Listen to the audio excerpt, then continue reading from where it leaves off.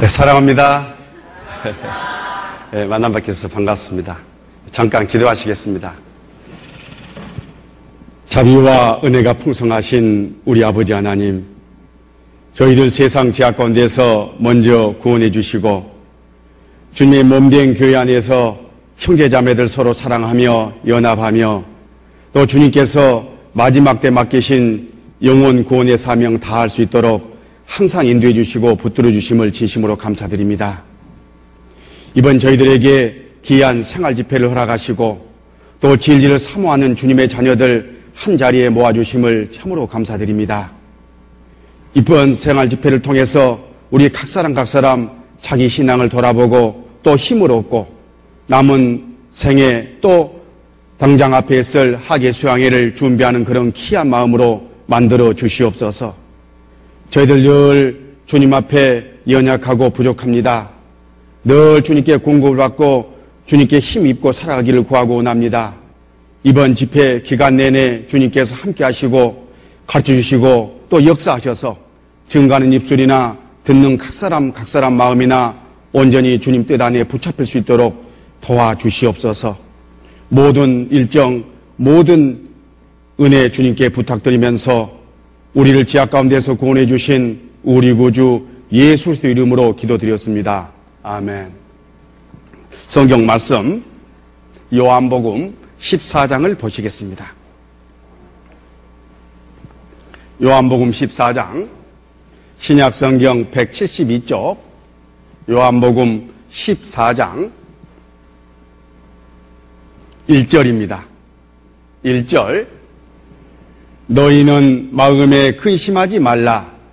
하나님을 믿으니 또 나를 믿으라. 12절로 넘어가겠습니다.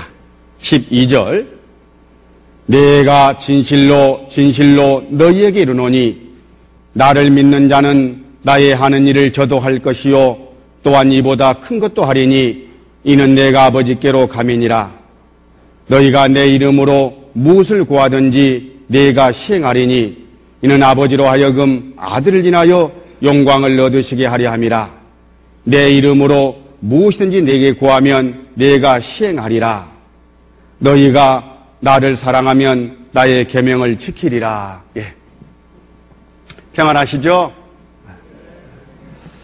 한 해의 절반을 넘기는 이 귀한 시점에 우리 형제인들과 함께 우리 신앙을 돌아보고 또 남은 또 올 한 해를 준비하는 이런 귀한 기회 갖게 된 것을 또 주님께 먼저 감사를 드립니다.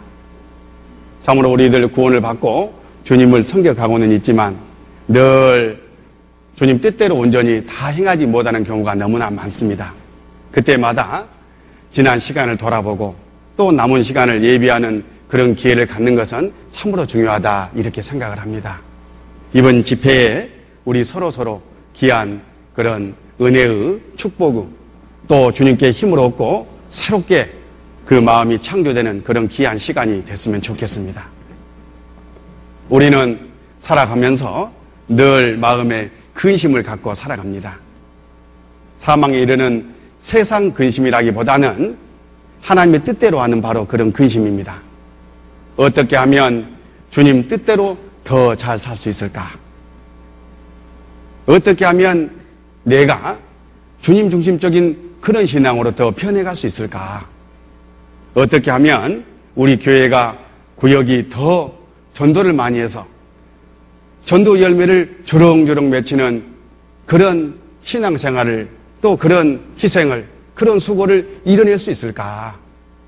그래가지고 주님께는 영광이 돌려지고 우리 각 사람 그 안에서 기뻐하는 그런 신앙생활을 계속 이어나갈 수가 있을까? 그러려면은 더 내가 수고하고 더 희생하고 더 노력하고 전도도 더 열심히 하고 그리고 더 바르게 살아야 될 텐데 하는 바로 그런 근심들 늘 있으시죠? 당연히 구원받은 사람은 그런 근심이 있어야 되고 또 하나님의 뜻대로 하는 근심입니다. 아주 선한 근심입니다. 이 선한 근심이 실제는 하나님의 그 일을 이루게 됩니다. 그때 주님은 우리에게 말씀하십니다. 너희는 마음에 근심하지 말라. 하나님을 믿으니 또 나를 믿어라. 그렇게 말씀하셔요.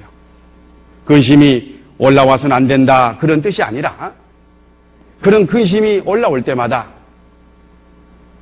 두려워하지 말고 주님께 나와서 주님께 맡기고 주님을 의지하고 내게 더 가까이 오라. 이렇게 부르고 계시는 겁니다. 바로 그게 우리 신앙생활이고 그게 바로 믿음입니다. 그 1절 같이 한번 읽으실까요? 너희는 마음에 근심하지 말라. 하나님을 믿으니 또 나를 믿어라. 이 말씀의 배경을 잠깐 살펴보면 주님이 십자가에 못 박혀 돌아가시기 하루 전날 제자들과 함께 마지막 식사를 하셨습니다. 그리고 허리에 수건을 차고 제자들의 발을 일일이 씻어주시는 그런 모범을 보인 다음에 빙 둘러서 교제를 하셨어요. 그 가운데 하신 말씀입니다. 그때 주님께서는 잠깐 후면 유대 종교가들에게 자신이 잡혀가실 것과 또 그리고 십자가에 못 박혀 돌아가실 것, 그 과정에 사랑하는 제자 중에 한 사람이 주님을 팔 것과 또 수제자라는 베드로가 닭이 둘러 오기 전에 주님을 3번씩이나 부인하는 그런 일이 있을 것을 말씀하셨어요. 그때 제자들 마음은 어떻겠습니까? 아주 절망과 그런 낙담이 올라왔습니다. 그리고 그 제자들의 얼굴에 근심이 역력합니다. 그 모습을 보시고 주님께서 그렇게 말씀하셨습니다. 너희는 근심하지 말라. 하나님을 믿으니 또 나를 믿으라. 그렇게 말씀하셨습니다. 그리고는 그 제자들에게 3가지 약속을 하셨어요. 우리 입장에서 보면 3가지 특권을 주신 겁니다. 바로 그게 12절부터 15절까지의 말씀인데 우리 다 같이 천천히 함께 읽겠습니다. 내가 진실로 너희에게 이르노니 나를 믿는 자는 나의 하는 일을 저도 할 것이요 또한 이보다 큰 것도 하리니 이는 내가 아버지께로 가미니라. 너희가 내 이름으로 무엇을 구하든지 내가 시행하리니 이는 아버지로 하여금 아들을 인하여 영광을 얻으시게 하려 함이라. 내 이름으로 무엇이든지 내게 구하면 내가 시행하리라. 너희가 나를 사랑하면 나의 계명을 지키리라. 이 3가지 이 약속입니다. 첫 번째는 믿음이 있는 사람은 주님을 의지하고 신뢰하고 주님께 나오는 바로 그 믿음이 있는 사람에게는 주님이 당시 이 땅에 계실 때 하셨던 그런 일을 그대로 하게 그 능력을 주겠다. 뿐만 아니라 주님이 하셨던 그것보다 더 큰 능력을 행할 수 있는 그런 능력을 실제 주님이 주시겠다. 이렇게 약속하셨어요. 그리고 주님 이름에 걸맞게 하나님께 영광 돌릴 수 있는 그런 일을 두고 주님께 구하면 무엇이든지 주님이 직접 나서서 직접 그걸 시행해서 이루어주겠다. 이렇게 약속하셨어요. 그리고 주님을 사랑하는 사람은 그 사랑하는 마음을 가지고 주님을 기뻐하는 생활을 얼마든지 할 수 있도록 그 사람에게 능력을 주겠다. 이렇게 또 말씀을 하셨어요. 이 3가지 큰 약속을 주시고 주님은 말씀하셨던 대로 그날 밤 유대 종교가들에게 붙잡혀 가시고 그 다음날 십자가에 못 박혀 돌아가셨습니다. 그리고 하루, 이틀, 사흘 만에 부활하시고 40일 동안 여러 제자들에게 어떤 때는 500명이나 함께 모여있는 그 자리에 나타나셔서 자신을 증거하셨어요. 그리고 40일 후에 승천하셨습니다. 지금은 하나님 보좌 우편에 앉아 계십니다. 그리고 이 땅에 계실 때에 약속하셨던 대로 주님의 영 성령을 보내주시겠다고 말씀하셨는데 그 성령으로 10일 후에 다시 이 땅에 오셨습니다. 그리고는 지금까지 계속해서 아까 그 믿음의 사람들에게 주시겠다고 하시는 바로 그 약속을 이루고 계십니다. 이 약속을 받은 당시 초대교회 사도들, 오순절날 성령 강림 때에 성령 충만함을 받고 담대하게 믿음으로 복음을 전했습니다. 그때 한꺼번에 3,000명이 구원을 받는, 그리고 어떤 때는 단번에 5,000명이 구원을 받는 그런 큰 역사를 나타냈습니다. 주님께서 당장에 이 약속하신 이 말씀을 오순절 바로 그날 이루신 겁니다. 그때 구원을 받았던 3,000명, 5,000명이 주님의 몸된 교회를 이루고 주님은 그 안에 계시고 그때부터 이 약속을 지키시는 가운데 지금까지 계속 능력을 행해 오셨습니다. 지금 우리에게까지 왔습니다. 우리도 그때 그 3,000명이 구원을 받고 맨 처음 이루었던 그 몸된 교회, 거기에 구원을 받고 한 사람씩 지금 붙어 있는 겁니다. 오순절날 그 능력이 지금까지 계속해서 우리에게까지, 그 약속이 계속 우리에게까지 지금 오고 있다, 그런 의미입니다. 그런데 초대교회 그 당시 한꺼번에 5,000명이 3,000명이 구원을 받는 그런 역사가 일어났었는데 과연 지금은 그런 역사가 있는가? 그런 역사가 일어나지 않는다. 더디 일어난다. 그러면 주님의 약속에 문제가 있을 리는 없으니까 그것을, 그 능력을 구하고 행하고 나타내야 될 우리에게 문제가 있지는 않는가 하고 생각해 볼 필요가 있습니다. 과연 우리가 하나님과의 관계에서 올바른 관계를 유지하고 있는가? 주님이 약속하신 대로 구하면 무엇이든지 다 시행해 주시겠다고 말씀하셨는데 참으로 바른 그런 기도, 바르게 우리가 주님께 구하고는 있는가?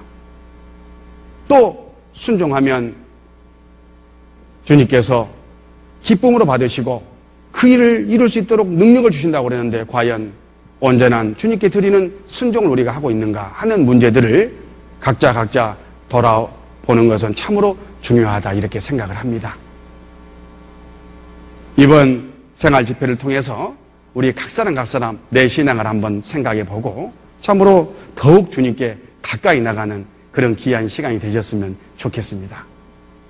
이번 이 생활 집회는 오늘 첫날 교회에 대해서, 그리고 내일 두 번째 개인 신앙에 대해서, 그리고 모레 세 번째 바로 주님이 원하시는 영원 구원, 그 열매를 위해서 라는 주제를 가지고 단계적으로 성경을 상고하고자 합니다. 오늘은 교회 성장과 우리 형제 자매들의 바른 신앙의 태도, 그 자세는 무엇인가 하는 것을 가지고 공부를 하고자 합니다. 교회는 성장이 있다고 하나님이 말씀하셨습니다. 교회는 자라가야 된다, 그렇게 말씀하셨습니다. 교회는 성장을 해야 됩니다. 성장에는 양적 성장과 질적 성장이 있어요. 말 그대로 양적 성장은 우리 몸된 교회를 통해서 이리저 있는 영혼들이 구원을 받고 주님께 나와서 계속 몸된 교회에 붙는 바로 그 일입니다. 영혼 구원이죠. 그리고 질적 성장은 그 구원받은 그 형제 자매들이 자기 중심적인 그런 신앙에서 주님 중심적인 신앙으로 점점 변해가는, 그래서 끝내는 그리스도의 장성한 분량이 충만한 데까지 이르는 그런 성장을 이뤄가고 있어야 된다, 그런 뜻입니다. 에베소서 4장을 잠깐 보시겠습니다. 에베소서 4장 15절, 에베소서 4장 15절, 오직 사랑 안에서 참된 것을 하여 범사에 그에까지 자랄지라. 그는 머리니 곧 그리스도라. 그에게서 온몸이 각 마디를 통하여 도움을 입으므로 연락하고 상합하여 각 지체의 분량대로 역사하여 그 몸을 자라게 하며 사랑 안에서 스스로 세우느니라. 몸된 교회가 자라간다, 이렇게 지금 말씀하고 계시죠. 자람, 성장. 생명이 있는 곳에는 생명의 약동이 있습니다. 주님의 몸된 교회는 주님의 생명이 함께하고 계셔요. 그러니까 우리 교회는 정상적으로 질적, 양적 성장이 이루어지고 있어야 되고 또 이루어져 가고 있다, 그런 뜻입니다. 그러면 어디까지 성장해야 될 것이냐? 그 목표는 바로 거기 15절 하반부 범사에 그에까지 자랄지라. 예수님에게까지 자라가는 겁니다. 그리스도의 장성한 분량이 충만한 데까지 자라가는 그런 목표가 있는 겁니다. 우리 교회가 이 정도로 규모를 갖추고 이 정도로 많은 식구들이 함께하고 있고 내 신앙이 이 정도로 다른 형제자매들에 비해서 앞서 있다, 이만큼 했으면 됐다, 그런 게 아니고 목표가 어디까지냐 하면 주님처럼 겸손하고 주님처럼 온유하고 또 주님만큼 오래 참고 주님만큼 용납하고 주님만큼 영혼 구원의 열정을 가지고 하나님이 그 뜻이 이루어지기까지, 온전한 하나님의 역사가 우리를 통해서 이루어지기까지 계속 성장해 가야 되는 그런 목표를 우리는 가지고 있는 겁니다. 계속 우리는 성장해 가는 겁니다. 그러면 어떻게 하면 성장해 갈 수 있는가? 그 지침이 15절 전반부예요. 거기 잠깐 오직 사랑 안에서 참된 것을 하여, 사랑과 참된 것입니다. 참된 것은 말씀을 실천하는 것을 말해요. 사랑을 실천하고 말씀을 배우고 말씀대로 사는 것을 말합니다. 그랬을 때에 우리의 신앙이 주님의 몸된 교회가 그리스도의 장성한 분량에까지 자라갈 수가 있는 겁니다. 절대적인 요소입니다. 아버지의 말씀은 진리니이다. 이 진리 안에서 행하는 바로 이 행함, 이 사랑과 이 말씀은 주님 몸된 교회가 성장해 가는데 절대적인 그런 요소고, 집을 짓는 것으로 비유를 하면은 이 터가 있고 그 위에 기둥이 먼저 세워져야 되잖아요. 바로 기둥과 같은 그런 역할을 하는 겁니다. 말씀과 사랑. 자, 이걸 한번 잠깐 보실까요? 이 그림을 한번 그려봤습니다. 이 기초가 있죠? 기초. 이 기초는 우리 주님 그리스도입니다. 주님의 피로 구원받은 형제 자매들의 무리가 몸된 교회를 시작했습니다. 그 신앙 위에 이제 집을 지어져 가야 되는데 이런 기둥이 먼저 세워져야 된다, 그런 뜻이에요. 이 기둥, 첫 번째 기둥은 이 사랑, 두 번째 기둥은 이 말씀. 이 기둥이 먼저 확고하게 주님 몸된 교회 안에 기둥처럼 받쳐져야 주님 몸된 교회가 바른 방향으로 올바로 성장해 갈 수가 있습니다. 이 사랑은 전체를 하나로 이렇게 묶는 띠의 역할을 해요. 그러니까 사랑이 없고서는 묶어질 수가 없는 겁니다. 또 이 말씀은 믿음 위에 굳게 세우는 그런 반석의 역할을 해요. 또 전체를 하나로 묶어진 그 전체를 한 방향으로 인도해가는 그런 푯대의 역할을 해요. 그래서 사랑도 절대적이고 하나로 묶여야 되니까, 그리고 말씀도 절대적인 겁니다. 그 내용이 이 에베소 4장에 쭉 이렇게 설명이 되어 있어요. 먼저 3절을 보실까요? 에베소서 4장 3절. 평안에 매는 줄로 성령에 하나 되게 하신 것을 힘써 지키라. 여기서 평안의 매는 줄은 사랑의 띠입니다. 사랑의 띠로 성령님께서 우리를 하나로 묶어 놓으셨어요. 바로 이 사랑. 또 두 번째 13절 우리가 다 하나님의 아들을 믿는 것과 아는 일에 하나가 되어 온전한 사랑을 이루어 그리스도의 장성한 분량이 충만한 데까지 이르리니 믿는 것과 아는 일에 하나가 된다. 바로 말씀입니다. 말씀. 이 말씀의 기둥이 딱 세워졌을 때 이제 드디어 주님이 원하시는 주님의 집 몸된 교회가 이렇게 지어져 갈 수가 있는 겁니다. 그런데 여기 잠깐 보면 이 사랑의 기둥과 말씀의 기둥 가지고만은 좀 불완전하잖아요. 그렇죠? 이제 또 다른 기둥이 필요해요. 어떤 기둥이냐? 질서와 직분이라는 기둥입니다.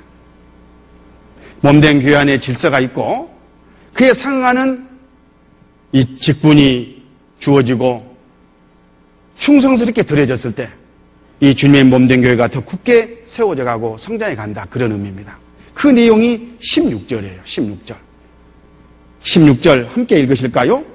그에게서 온몸이 각마디를 통하여 도움을 입음으로 연락하고 상합하여 각 지체의 분량대로 역사하여 그 몸을 자라게 하며 사랑 안에서 스스로 세우느니라. 마디와 힘줄, 질서와 이 직분이 바르게 세워지고 놓아야 된다. 그걸 지금 말씀하시는 겁니다. 그런데 또 기둥 하나가 좀 부족합니다. 그 기둥. 이 나머지 기둥은 아까 성장해야 된다는 주님 몸된 교회의 성장의 모습은 열매잖아요. 열매. 성령으로 말미암아 우리 인격이 달라지는 성령의 열매. 그리고 주님으로 말미암아 우리를 통해서 영혼들이 구원받는 영혼의 열매. 이 열매, 이 성장이 바로 또 하나의 기둥입니다. 이 네 기둥이 최소한 받쳐져야 주님의 몸된 교회가 이제 성장할 수 있는 기초가 잡혔다. 이렇게 성경은 교훈을 하고 있는 겁니다. 그런데 이 네 기둥만 가지고는 좀 허전하죠. 네 기둥을 서로 이렇게 연결해주는 어떤 그런 또 기능이 또 필요하잖아요. 바로 대들보 기능. 바로 합당한 개인의 신앙과 개인의 합당한 주님께 드리는 헌신, 봉사가 꼭 있어야 이런 또 이 기둥의 요소들이 최역할을 해가지고 주님의 몸된 교회가 온전해 갑니다. 그 내용이 또 1절 잠깐 보시죠.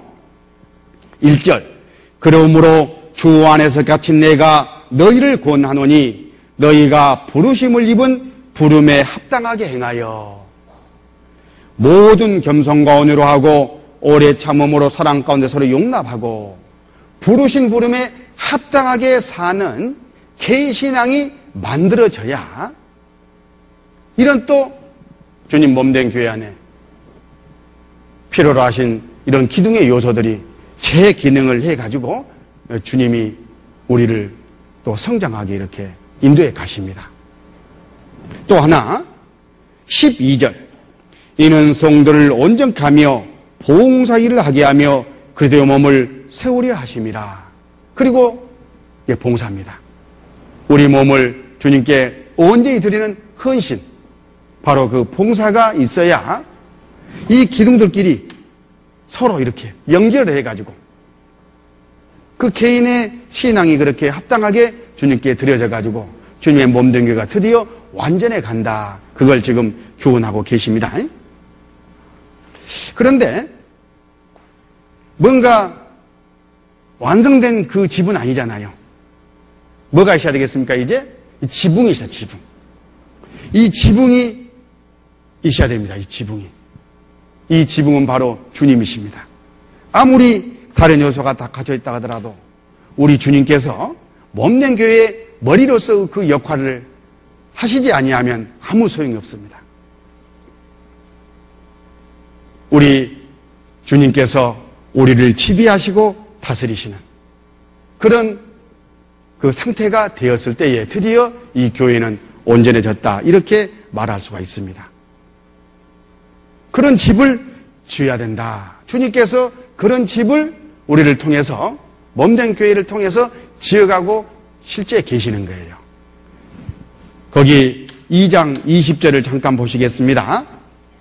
2장 20절 너희는 사도들과 선지자들의 터위에 세움을 입은 자라. 그도 예수께서 친히 모퉁이 돌이 되셨느니라. 그의 안에서 건물마다 서로 연결하여 주 안에서 성전이 되어가고 너희도 성령 안에서 하나님의 거하실 처소가 되기 위하여 예수 안에서 함께 치어져 가느니라. 이렇게 우리 각 사람 개인들의 신앙이 배들보처럼 드려지고, 그리고 주님 안에 사랑과 말씀과 질서와 또 직분과 그런 열매 맺는 그런 일들이 함께 어우러져 가지고 주님의 집이 계속해서 지어져 가는 거다. 이렇게 성경은 교훈을 하고 있습니다. 그런데 주님은 또 이렇게 말씀하셔요. 그런데 그 집을 세울 때에 조심하라 그러셔요. 조심하라. 왜? 그 집이 잘못 세워질 수도 있기 때문에, 그 신앙이 잘못될 수도 있기 때문에 조심하라. 그렇게 말씀하시는 겁니다. 고린도전서 3장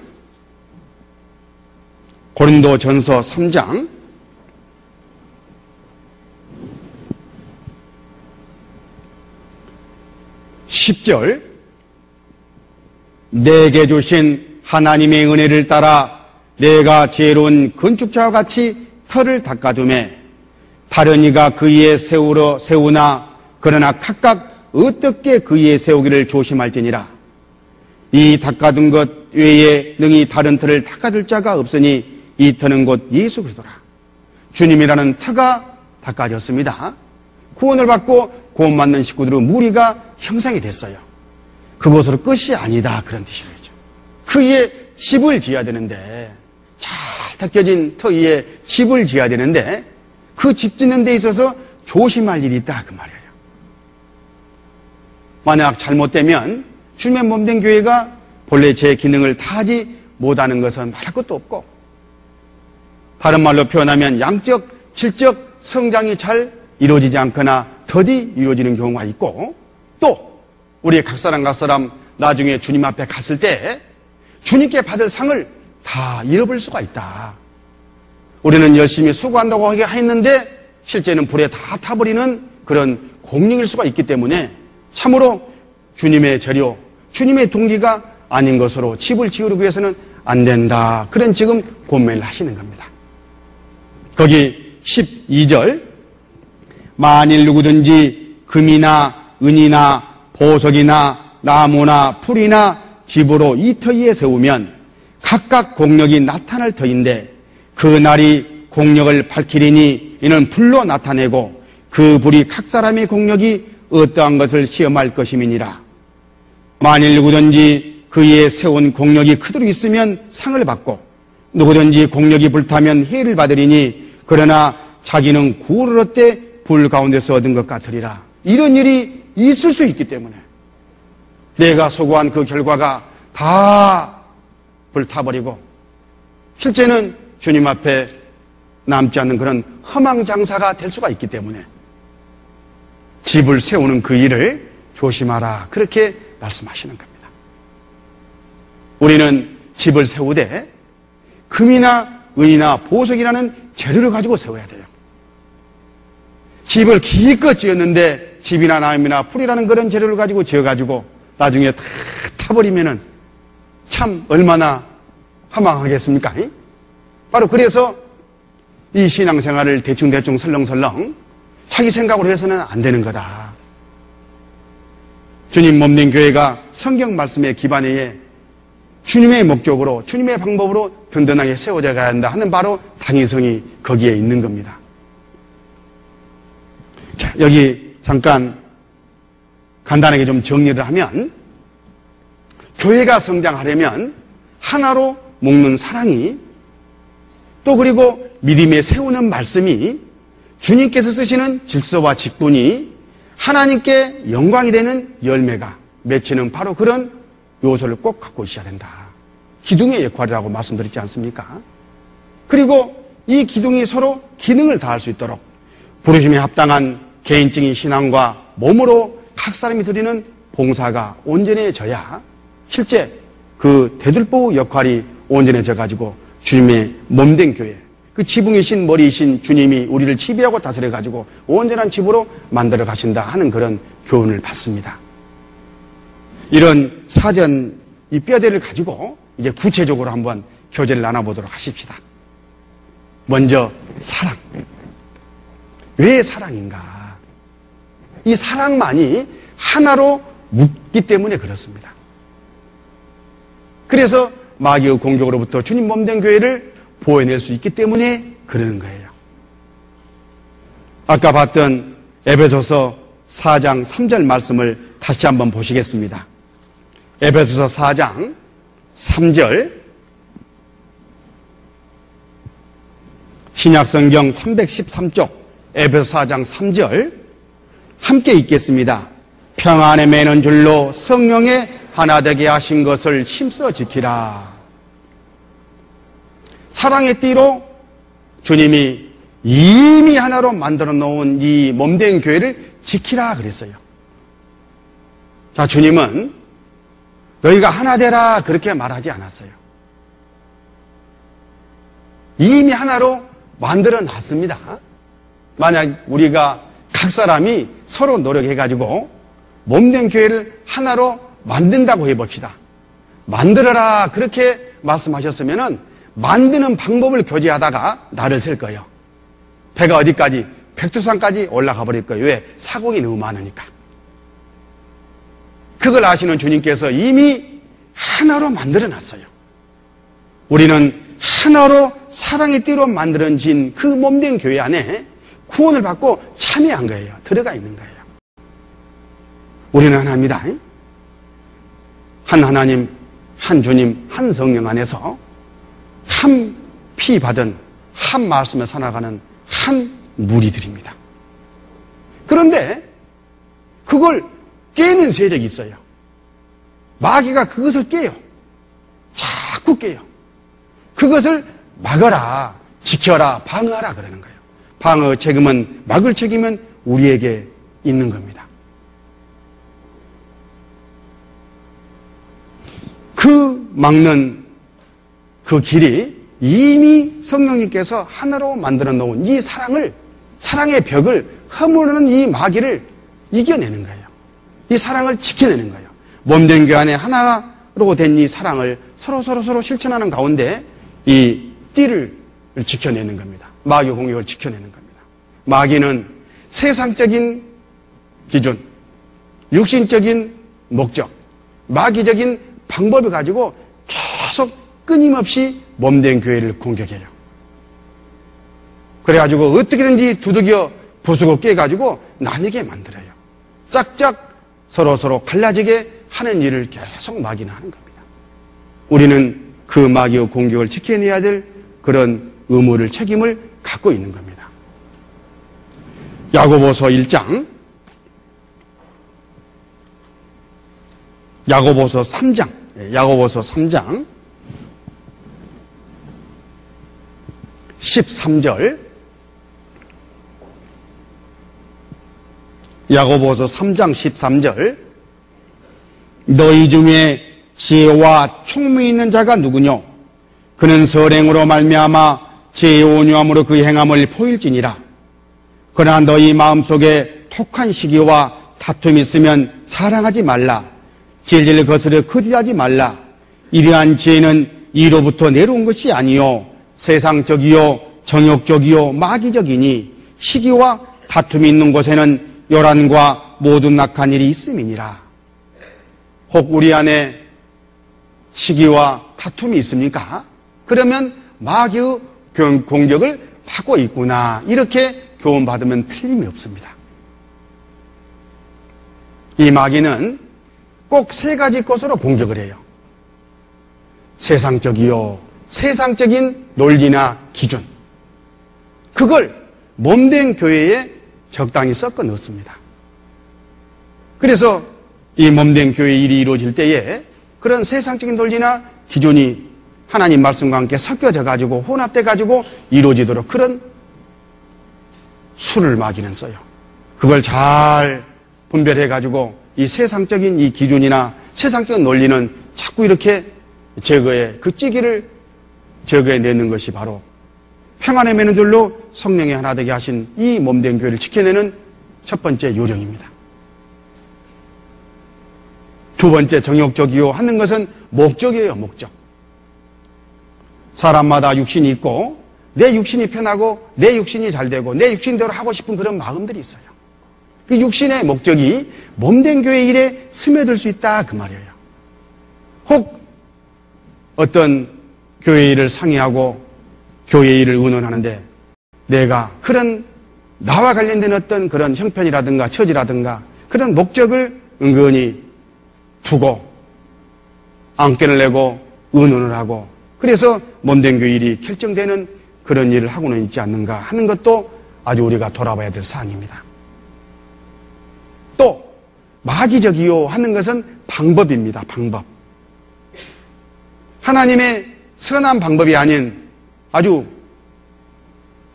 하나님의 법이 아닌 바로 불법 그런 것들이 이 교회에 들어와서 교회 일을 하는 데에 적당히 이렇게 섞어져 가지고 용납되는 그런 일이 있을 수가 있는데 그런 것들은 안 된다. 마귀의 공격이다 하는 것을 철저하게 우리가 마음속에 새겨둬야 할 필요가 있습니다. 왜냐하면 평안의 매는 줄로 성령의 하나 되게 하신 것을 힘써 지키라고 말씀하셨기 때문에 그런 거예요. 그것만 잘 가려내면 틀림없이 몸된 교회는 지켜집니다. 지켜지지 않는 것을 어떻게 알 수 있느냐? 그 안에 시기가 있습니다. 그 안에 다툼이 있습니다. 틀림없이 그런 일이 나타납니다. 그러면 뭔가 허점이 있구나 이렇게 생각하고 가정에서나 구역에서나 해에서나 또 개인적으로 돌아갈 필요가 있는 겁니다. 그러면 어떻게 해야 되느냐? 하나님의 것으로 하면 돼요. 거기 17절 오직 이로부터 난 지혜는 첫째 성결하고 다음에 화평하고 환용하고 양순하며 긍휼과 선한 열매가 가득하고 편벽과 거짓이 없나니 화평케 하는 자들은 화평으로 심어 의의 열매를 거두느니라. 방금 이 내용은 아담으로부터 물려받은 죄의 기질을 가진 우리 육신이 우리 몸이 이뤄낼 수 있는 그런 성질의 것이 아니잖아요. 은혜 안에 계신 주님이 나를 지배하고 다스려가지고 주님의 인격으로 나를 지배하고 다스릴 때 주님의 인격으로 말미암아 나타날 수 있는 그런 현상들이잖아요. 결국은 내 입장에서는 하나님께 지배와 다스림을 받는 그런 바른 개인신앙으로 만들어지고 그리고 주님은 나를 적당히 지배하고 다스려가지고 그리고 주님의 능력으로 선한 열매가 주렁주렁 맺는 그런 신앙을 우리가 추구하고 그쪽으로 나갔을 때에 주님의 몸된 교회는 하나로 이렇게 묶여져 가지고 마귀의 공격을 적절하게 방어할 수가 있는 겁니다. 바로 그것이 아까 대들보의 첫 번째 역할, 부르신 부름에 합당하게 생활하라 하는 말씀을 이루는 길입니다. 다시 에베소서 4장으로 넘어가 보겠습니다. 에베소서 4장 1절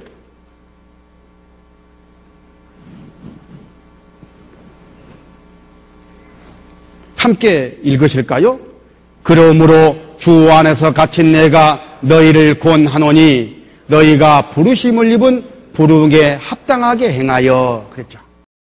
그래가지고 거기 밑에 모든 겸손과 온유로 하고 오래 참음으로 사랑 가운데 서로 용납하고 평안에 매는 줄로 성령의 하나 되게 하심을 힘써 지키라. 부르신 부름에 합당하게 사는 내 신앙이 바로 평안에 매는 줄로 하나가 되게 하신 그 일을 이루는 거예요. 첫 번째는 주님의 인격이 내 인격이 됐을 때만 가능하지 않습니까? 이 구체적인 이제 내용과 원리 이런 부분들은 내일 개인 신앙을 공부할 때에 집중적으로 살펴보고자 합니다. 그리고 대들보 두 번째 역할 바로 헌신 봉사. 거기 7절을 잠깐 보시겠습니다. 7절 우리 각 사람에게 그리스도의 선물의 분량대로 은혜를 주셨나니 주님께서는 구원받은 우리 모든 사람들에게 주님이 장래에 쓰시기 위해서 영적인 재능을 주셨어요. 그것을 은사라고 그래요. 모든 사람에게 다 주셨습니다.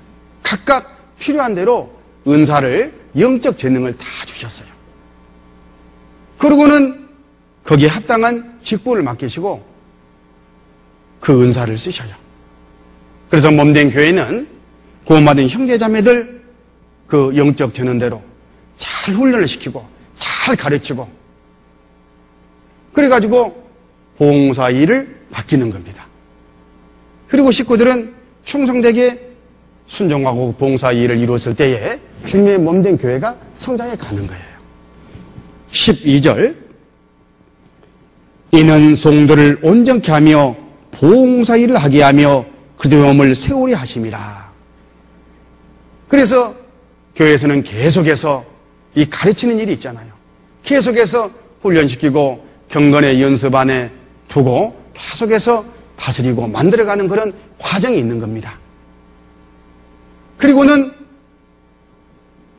직분을 주면서 또는 어떤 일을 행하도록 그렇게 하시지 않습니까?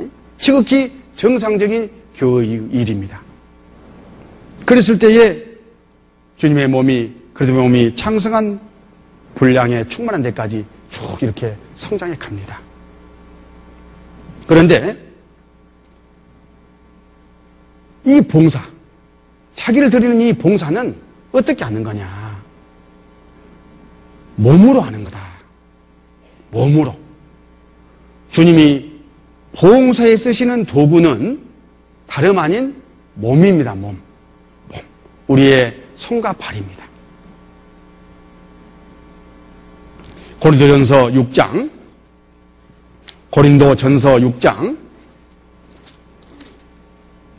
19절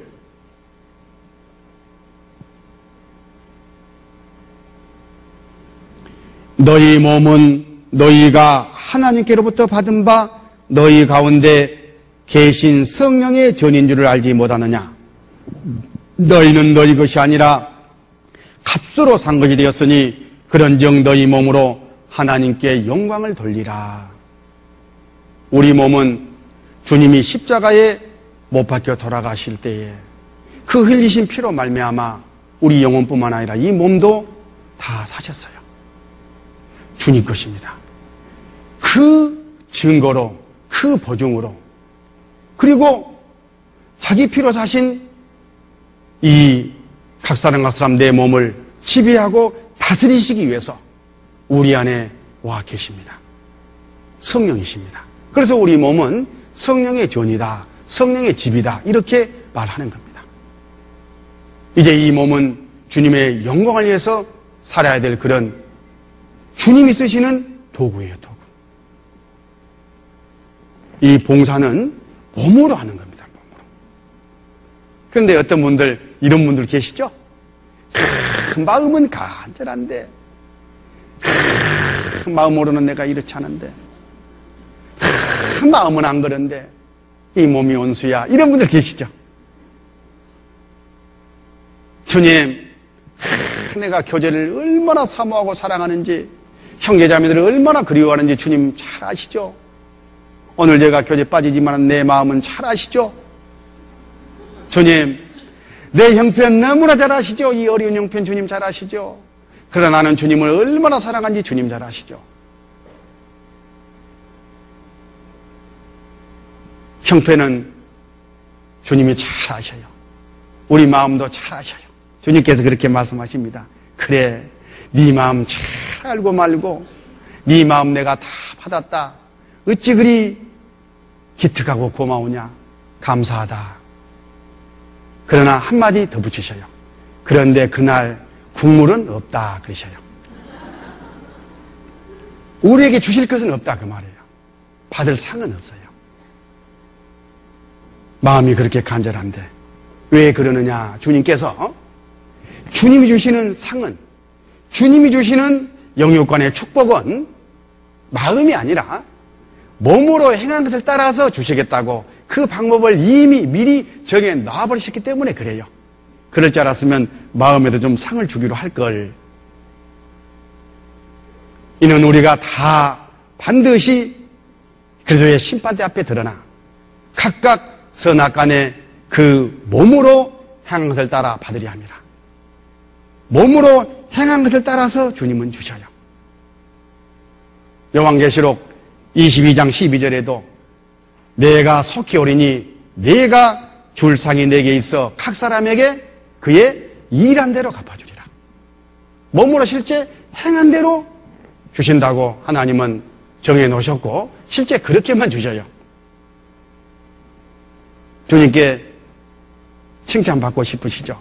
주님께 복 많이 받고 싶으시죠? 주님께 능력을 힘입고 열매를 주렁주렁 맺히는 영육간에 축복받는 그런 신앙, 그런 가정이, 그런 교회가 되고 싶으시죠? 나중에 주님 앞에 갔을 때 주님께 남보다 더 풍성하게 받는 그런 상을 듬뿍 받고 싶으시죠? 그러면 몸을 드려야 됩니다. 내 몸을 드려야 돼요. 내 몸을 거룩한 산제사로 드려야 되는 거예요. 로마서 12장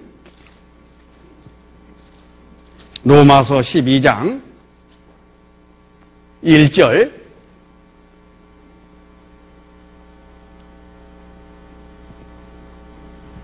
그러므로 형제들아 내가 하나님의 모든 자비하심으로 너희를 권하노니 너희 몸을 하나님이 기뻐하시는 거룩한 산제사로 드리라. 이는 너희들을 영적 예배니라. 우리 몸을 거룩한 산제사로 드리라. 이것이 바로 우리가 주님께 드릴 영적 예배다. 이렇게 말씀하셔요. 예배는 바로 거룩한 산제사입니다. 구약시대에 짐승을 잡아가지고 하나님께 거룩하게 구별돼서 드렸던 바로 그것처럼 이제 우리 몸을, 내 몸을 거룩하게 구별해가지고 주님이 쓰시도록, 주님이 일에 사용하도록 온전히 내어드리는 바로 그것이 산제사고 예배고 바로 봉사입니다. 봉사. 우리가 봉사하죠. 그 봉사는 나를 온전히 주님께 드리고 주님이 그 주님의 일에 주님의 필요대로 나를 쓰시는 바로 그것이 봉사한 거예요. 나는 주님께 온전히 드렸고 주님은 필요한 대로 나를 지배하고 다스려가지고 주님이 계획하신 그 일에 사용하는 바로 그 수고와 희생이 바로 봉사인 거예요. 거기에 금이나 은이나 보석으로 쌓는 바로 그 공력, 그 상급이 있는 겁니다. 물론 주님께 봉사를 할 때는 그 동기가 올바라야 돼요. 바로 주님을 위해서 해야 됩니다. 나를 위해서, 내 가정을 위해서, 내 어떤 욕심을 위해서가 아니라 주님을 위해서라는 바로 그 동기가 확실히 내 마음속에 있어야 되고 또 그런 동기의식이, 목적의식이 정확해야 돼요. 주님을 위해서, 몸된 교회를 위해서, 하나님을 위해서 나는 이 일을 한다 하는 겁니다. 그것만이 또 금이나 은이나 보석이 돼가지고 풀이 안 타요. 골로새서 3장 23절 골로새서 3장 23절 신약성경 327쪽 골로새서 3장 23절 무슨 일을 하든지 마음을 다하여 죽게 하듯 하고 사람에게 하듯 하지 말라. 이는 유업의 상을 죽게 받을 줄 알매니 너희는 주 그리스도를 섬기느니라. 무슨 일을 하든지 교회 일이든 가정 일이든 직장 일이든 세상 일이든 무엇이든 간에 나는 주님께 드렸고 주님은 나를 지배하고 다스리시는 가운데 주님이 사용하시는 바로 그런 생활이어야 된다. 그런 뜻입니다. 그것이 바로 예배잖아요. 거기에는 내가 어떻게 어떤 형태로 어떤 방법으로 드려졌든 간에 상급이 있어요. 주님께 받는 거예요. 주님께 쓰였기 때문에 주님이 책임지시고 그에 상한 상을 주시는 겁니다. 이게 바로 봉사입니다.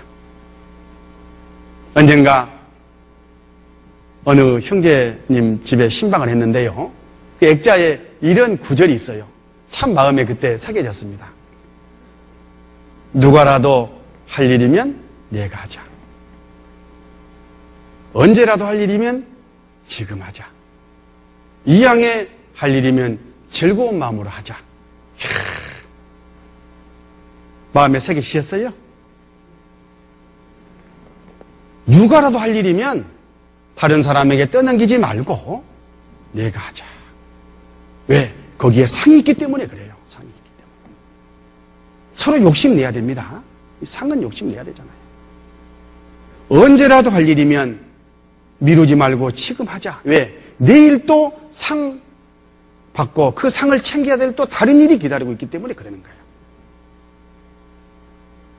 이왕 할 일이면 불평불만하지 말고 기쁜 마음, 즐거운 마음으로 하자. 왜? 동기가 주님 째게 되니까. 누구라도 할 일이면 내가 하자. 언제라도 할 일이면 지금 하자. 이왕에 할 일이면 즐거운 마음으로 하자 하는 마음을 마음속에 새기면서 잠깐 10분 동안 쉬었다 하도록 하겠습니다. 네, 성경 에베소서 4장을 다시 보시겠습니다. 에베소서 4장 16절 함께 읽겠습니다. 그에게서 온몸이 각 마디를 통하여 도움을 입음으로 연락하고 상합하여 각 지체의 분량대로 역사하여 그 몸을 자라게 하며 사랑 안에서 스스로 세우느니라.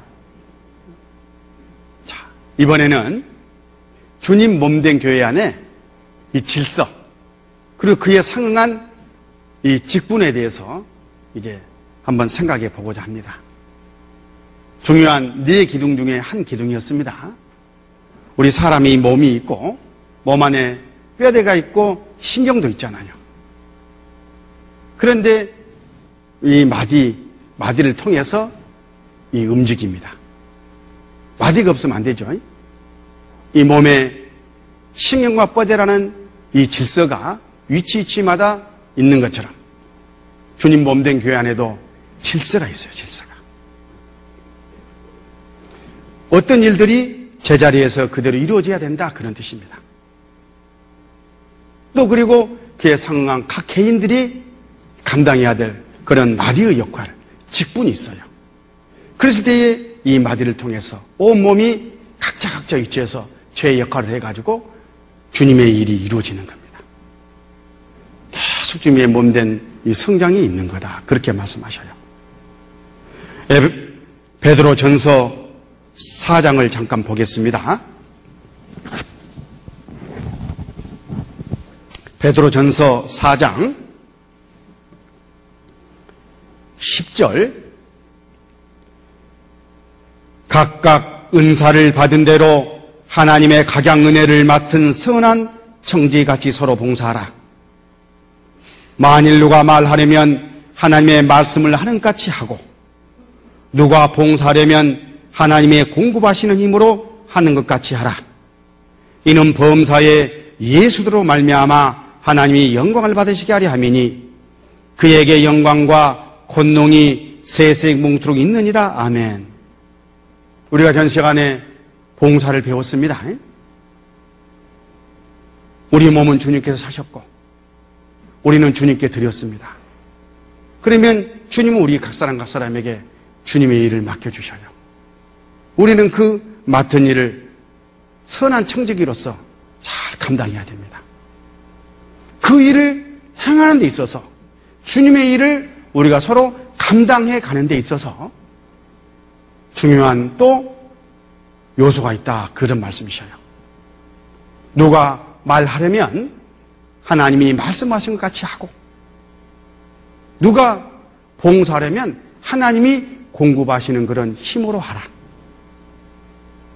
그리고 이는 하나님께 영광이 돌려지는 것이어야 된다. 이렇게 말씀하셔요.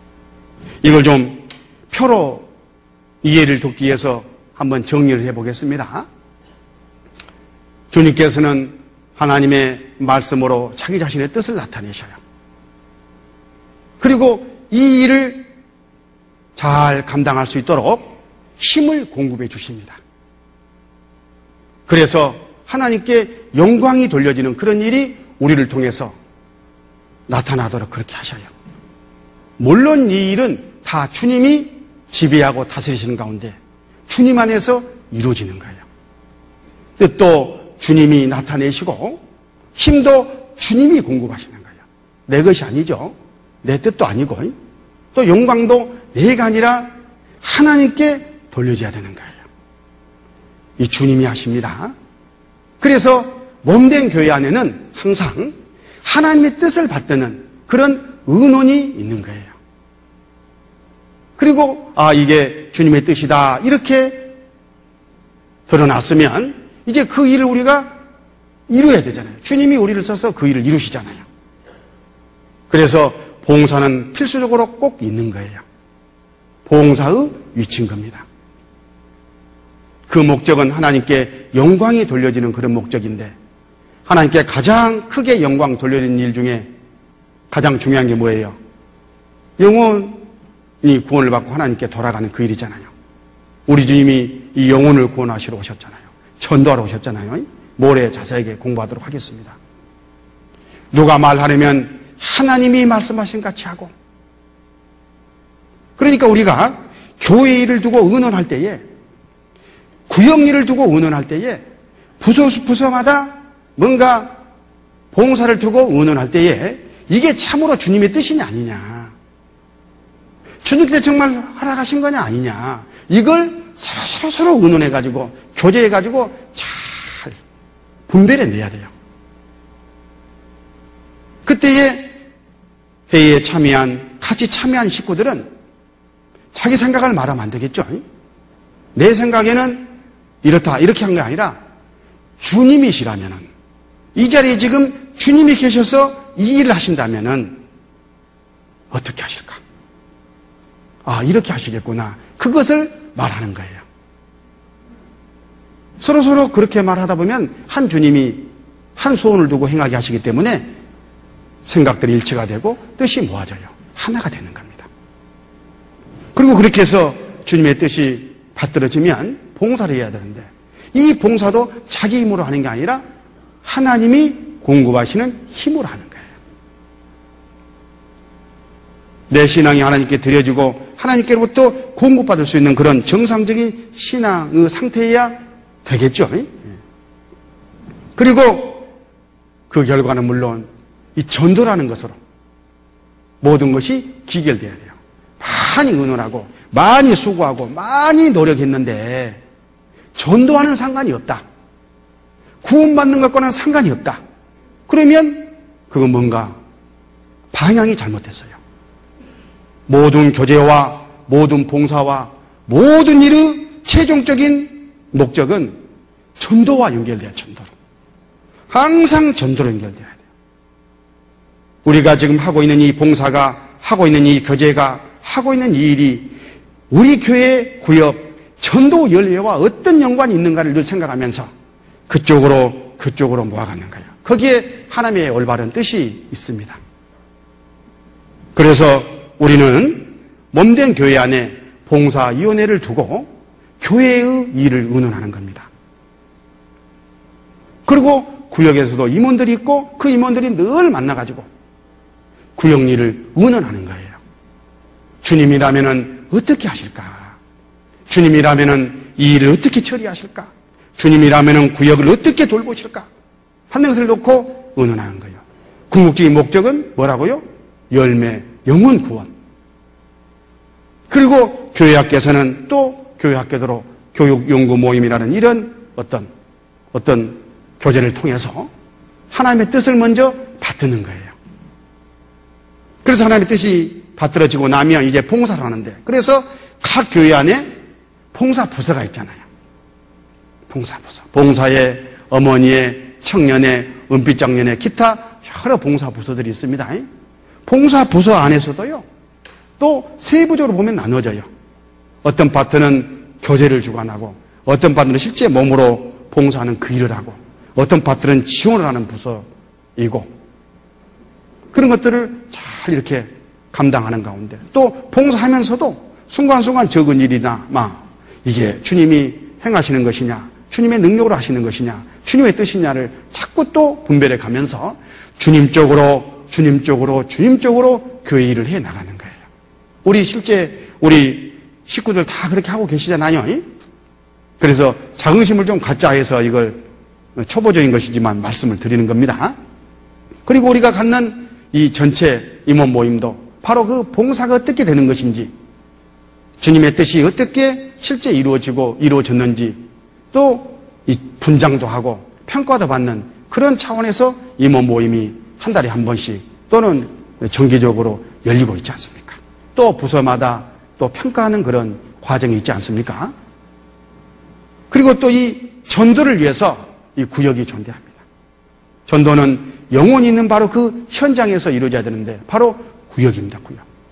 거기서 주님이 구역 식구들을 써서 영혼 구원한 일을 하시는데 이 구역이 그것을 감당하잖아요. 그래서 영혼 구원을 위해서 많은 전도 집회가 이루어집니다. 교회에서는 대전도 집회, 또 소집회, 그리고 해별 집회, 구역에서는 구역 집회, 또 상담, 이런 일들이 계속 이루어져 가지고 실제 이제 영혼 구원하는 그런 일이 이루어집니다. 바로 이게 주님 몸된 교회 안에 딱 제 위치에서 죄의 역할을 하도록 정해진 성경적인 그런 질서다, 이렇게 생각하시면 돼요. 이 질서 안에 식구들이 협력하고 순종하고 충성하는 겁니다. 주님께서는 이 일을 이루시기 위해서 은사를 주시고 그 은사에 합당한 직분을 주셔서 직분. 모든 구원받은 사람은 그래서 이 주님 일을 이루기 위한 그 직분을 갖고 있는 겁니다. 고린도전서 12장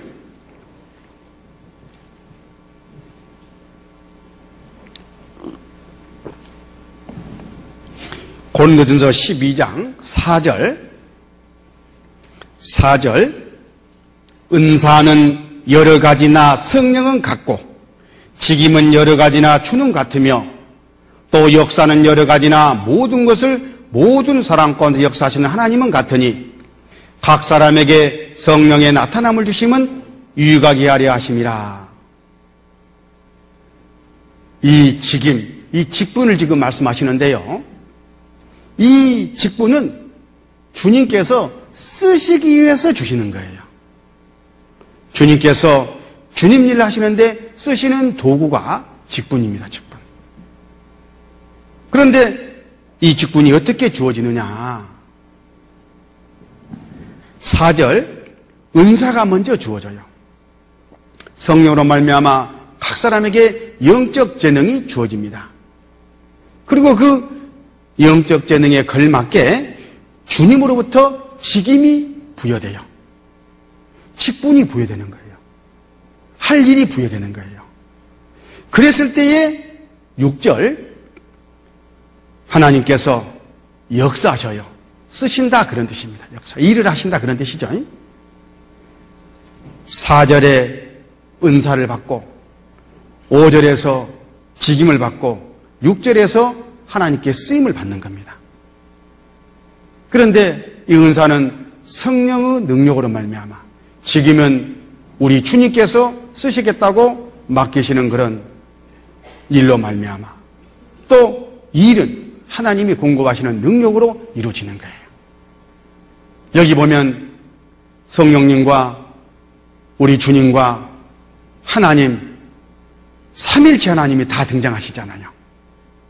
이만큼 중요하다, 그런 뜻이에요. 나에게 영적 은사를 주시고 직분을 맡기시고 그리고 나를 쓰시는 그 과정에 삼일체 하나님이 다 관여해가지고 주님의 선한 일을 이루신다, 그런 뜻입니다. 그러니까 얼마나 이 직분을 중요하게 유익하게 생각해야 될 것인가 하는 그런 묵상의 결과가 있습니다. 그리고 이 직분은 교회에 유익되게 쓰여져야 해요. 유익되게. 거기 7절 같이 읽습니다. 각 사람에게 성령의 나타남을 주심은 유익하게 하려 하심이라. 유익하게. 몸된 교회에 유익되게 이 직분은 쓰여져야 된다, 그런 뜻이에요. 자칫 주님이 주신 이 직분이, 성령님께서 허락하신 이 영적 은사가 자기를 위해서 주님 몸된 교회를 오히려 거스르고 잘못되게 하는 쪽으로 쓰일 수도 있는 거예요. 절대 그렇게 돼서는 안 된다 하는 바로 교훈이 여기에 있습니다. 그리고 직분은 주님의 뜻대로 우리에게 나눠주신 거예요. 내 것이 아니고, 내가 잘해서가 아니고, 주님 뜻대로 주님께서 주신 주님의 것입니다. 거기 11절 같이 읽습니다. 이 모든 일은 같은 한 성령이 행하사 그 뜻대로 각 사람에게 나누어 주시느니라. 누가 나눠 주셨습니까? 성령님께서 나눠 주셨어요. 그래서 이 직분은 내 마음대로 써서는 절대 안 되는 거다 하는 그런 교훈을 받습니다. 그래서 이 직분은 내 것이 아니기 때문에 내 편리할 대로 하고 싶으면 하고 하기 싫으면 안 하고 이런 게 아니에요. 무조건 주님이 필요해서 쓰자 그러면 예 하고 들어줘야 돼요. 그래야 주님이 쓰시고 그런 말미암아 교회가 성장하고 내 신앙이 성장하는 겁니다. 고린도전서 9장 17절 9장 17절 내가 내 힘으로 이것을 행하면 상을 얻으려니와 임의로 아니한다 할지라도 나는 직분을 맡았노라. 내 힘으로 좋아서 하는 그런 순종, 그 직분 수행도 마땅히 있겠죠. 그런데 어떤 경우에는 영 마음 내키지 않아요. 영 그냥 하고 싶지도 않아요. 죽을 맛이에요. 그럴 때가 있더라도, 그렇다 하더라도 이 나에게 맡겨진 이 직분은, 이 일은 내 것이 아니고 주님 것이기 때문에 예 하고 들으셔야 된다, 그런 말씀이죠. 이 바울 사도는 그렇게 마음에 내키지 않았지만 순종하고 주님께 자기 직분을 드렸다, 지금 그 말씀이죠. 거기에 상이 있어요. 어떤 분들은 목사님 마음도 없이 어쩔 수 없이 내가 맡겨진 것이라 하는데 이런 마음 가지고 이렇게 해도 상이 될까요? 주님께 물어보셔요. 목사한테 물어보지 말고. 상 문제는, 그러나 우리 주님 피로 구원받은 주님께 이미 이 팔린 이 몸은 무조건 주님 것이니까 들으셔야 돼요. 순종돼야 되는 겁니다. 거기 18절 그런즉 내 상이 무엇이냐? 내가 복음을 전할 때에 값없이 전하고 복음으로 인하여 내게 있는 권을 다 쓰지 아니하는 이것이로다. 혹시 주님이 내게 임의로 하라고 주셨다 하더라도 이 직분은 주님이 필요할 때 쓰시기로 나한테 맡기신 것이니까 주님 쓰십시오 하고 좋든 싫든 옳든 옳지 않든 그 일에 온전히 충성스럽게 들어줘야 되는 겁니다. 이 직분. 그런데 우리 모든 식구들은 다 이 직분을 갖고 있어요. 나는 이번 명단에서 빠졌던데요? 그건 외형적인 그런 직분을 생각하시는 거겠죠? 구원받은 모든 사람은 서로 사랑하라 하신 명령을 받았잖아요. 서로 저 형제 자매를 위해서 용납하고 용서하고 저 형제 자매를 섬기는 바로 그런 직분을 받은 거예요. 섬기무 직분은 구원받는 순간에 다 받았어요. 성령으로 말미암아 우리 마음 가운데 부어진 그 사랑, 그 사랑이 나를 통해서 다른 형제 자매에게 유익이 되도록 이 몸이 들어져야 되는 겁니다. 바로 그게 섬기무 직분이에요. 우리는 다 받았습니다. 서로 사랑하라. 사랑을 이루어야 되는 거예요. 아까 목사님 나오셔서 우리 함께 인사합시다. 사랑합니다. 그러셨죠? 예, 합당한 겁니다. 왜? 우리 모두가 받은 직분이기 때문에 다 입을 열어서 서로 사랑합니다 할 뿐만 아니라 실제 몸으로 사랑을 실천해야 돼요. 그게 바로 직분이에요. 좋아서 하는 게 아니라 내가 그 직분을 맡았기 때문에라도 하는 겁니다. 그리고 또 어떤 직분이 있을까요? 주님은 우리가 구원받는 순간에 사신의 사명을 줬어요. 사신. 때를 얻든지 못 얻든지 항상 힘써라 하신 바로 복음 전파의 사명을 우리에게 맡기셨어요. 우리는 다 전도자로서 그런 직분을 갖고 있습니다. 하나님의 사신입니다. 내가 싫든지 좋든지 원하든지 원치 않든지 그게 바로 때를 얻든지 못 얻든지요. 복음을 전해야 될 그런 직분을 갖고 있어요. 최소한. 그 외에도 우리 성경을 읽다 보면 서로 뭐뭐 하라 이런 말씀들이 있죠. 서로 판단하지 마라, 뭐 서로 짐을 지라 이런 말씀들이 있잖아요. 그게 다 우리가 누구나 다 감당해야 될 바로 주님께서 맡기신 직분이다. 이렇게 교훈을 받으면 좋습니다. 그리고 또 이런 몸된 교회 안에 또 외형적인 직분이 있잖아요. 겉으로 드러난 이런 직분들이 있습니다. 그 직분도 마땅히 더 그만한 믿음이 분량이 된다 해서 주님이 허락하시고 맡기신 것이기 때문에 끝까지 그걸 충성스럽게 수행해야 되는 겁니다. 바로 그 직분을 우리는 다 맡았는데 그 직분은 주님 것이고 주님이 우리를 지배하고 다스리는 가운데 쓰시는 거예요. 어떤 심정으로 주님께서 우리에게 이 직분들을 맡겨주셨느냐. 우리들을 참으로 충성스럽게 여겨서 맡겨주셨어요. 디모데전서 1장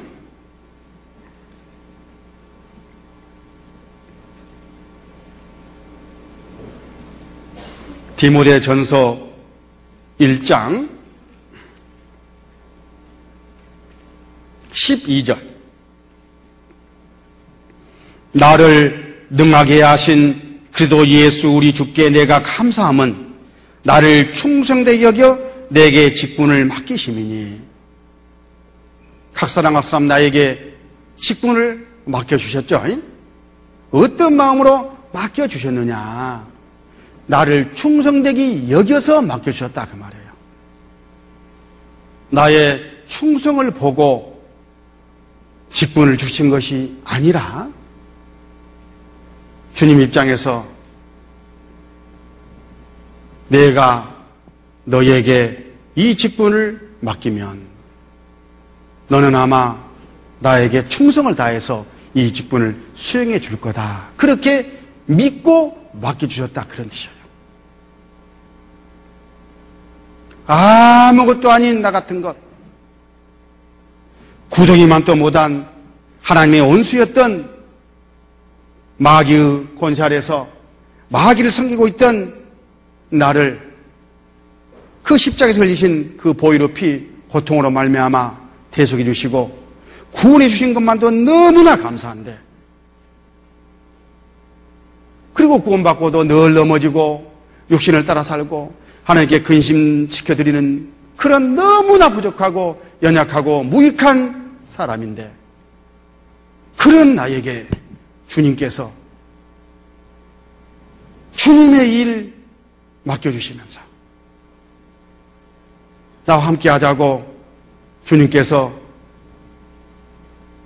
동역자로 삼아주시면서 나는 너를 믿는다.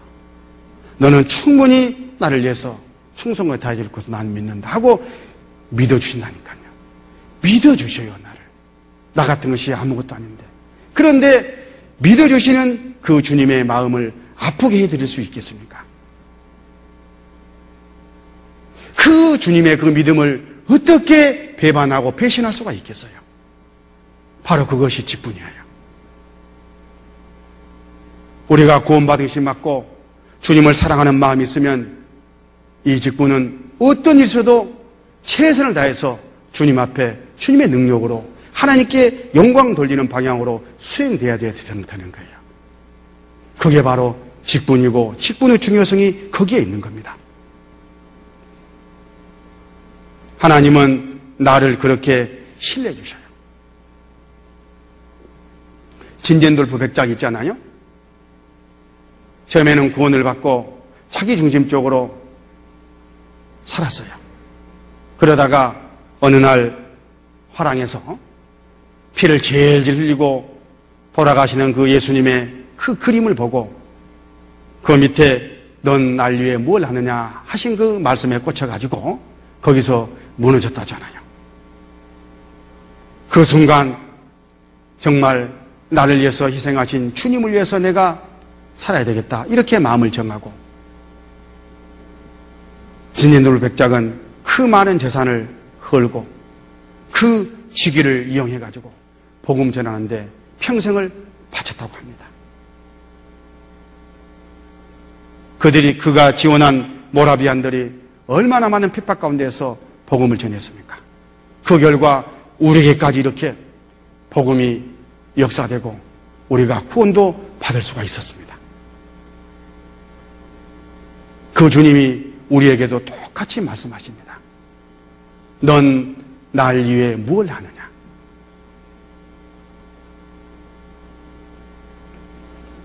진제돌프 백작은 바로 주님께서 맡기신 그 사명, 그 직분을 최선을 다해서 주님의 믿음을 배반하지 않고 그 길을 갔기 때문에 교회에서 한 페이지를 장식했어요. 우리도 주님 앞에 우리 생애의, 우리 교회의 한 페이지를 장식한다는 그런 심정으로 주님께서 나에게 맡기신 이 사명, 이 직분을 최선을 다해서 수행해야 된다고 생각합니다. 그리고 주님은 우리에게 그 영적 은사에 걸맞는 또 믿음의 분량을 허락하시고 그만큼만 또 사용하셔요. 하지 못할 일을 맡기시지 않지 않습니까? 로마서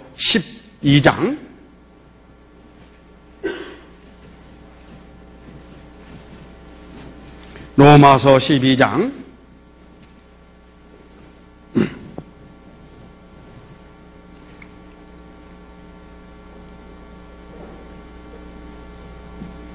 3절 내게 주신 은혜로 말미암아 너희 중 각 사람에게 말하노니 마땅히 생각할 그 이상의 생각을 품지 말고 오직 하나님께서 각 사람에게 나눠주신 믿음의 분량대로 지혜롭게 생각하라. 하나님께서 나눠주신 믿음의 분량이 있어요. 그만큼만 주님이 써주셔요. 그런데 주님이 이런 어떤 직분을 주셨다. 그 말은 주님께서 충분하게 우리에게 그 일을 감당할 수 있는 그 모든 것들을 주시고 쓰시겠다고 하시는 것이니까 우리는 문제가 될 수가 없습니다. 어느 날 눈하고 입하고 손하고 발하고 싸움이 일어났답니다. 먼저 눈이 싸움을 걸었어요. 야, 니네들 나 좀 봐봐. 저기에 먹을 것 있잖아. 저거 내 눈이 먼저 발견하지 못하면 어떻게 저걸 먹을 수 있냐? 너희들 사는 거 다 내 덕인지 알아. 내가 최고야. 나 좀 섬겨봐봐. 그랬더래요. 그러니까 발이 꼬라지가 나가지고 야, 네 눈이 보면 뭐하냐? 내가 걸어가지 않으면 어떻게 저걸 먹냐? 내가 더 낫지. 그러니까 손이 웃기고 있네. 눈이 보고 걸어가고 하면 뭐하냐? 내가 손으로 집어 먹어야 그것이 먹어지는 것이지 내가 더 으뜸이다. 그때 입이요 빙긋이 웃으면서 한마디 하더래요. 야, 눈으로 보면 뭐하냐? 걸어가면 뭐하냐? 집으면 뭐하냐? 내가 입을 열고 씹어서 안 삼키면 무슨 성이 있냐? 내가 1번이야. 서로 1번이라고 이제 싸움이 붙은 거예요. 그래가지고 실력 행사에 들어갔다는 거 아닙니까? 파업을 한 거예요. 파업. 다 손났어. 누가 이겼을까요? 누가 이겼을까요? 비겼답니다. 며칠 후에 죽었거든요. 그럴 수밖에 없잖아요. 그럴 수가 있어요. 우리 신앙들이. 발은 발이 이치해서, 손은 손의 이치해서, 눈은 눈의 이치해서, 입은 입의 이치해서 각각 이 몸을 위해서 맡겨진 그 직분이 있고 할 일이 있는 거예요. 서로 다 중요합니다. 서로 할 일이 있습니다. 어떤 것도 몸된 교회 안에 어떤 지체도 소홀히 할 것이 하나도 없는 거예요. 다 존중돼야 되고 다 중요하고 다 귀하게 쓰시는 거예요.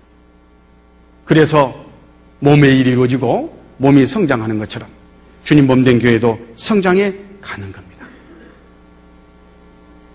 그게 바로 우리 안에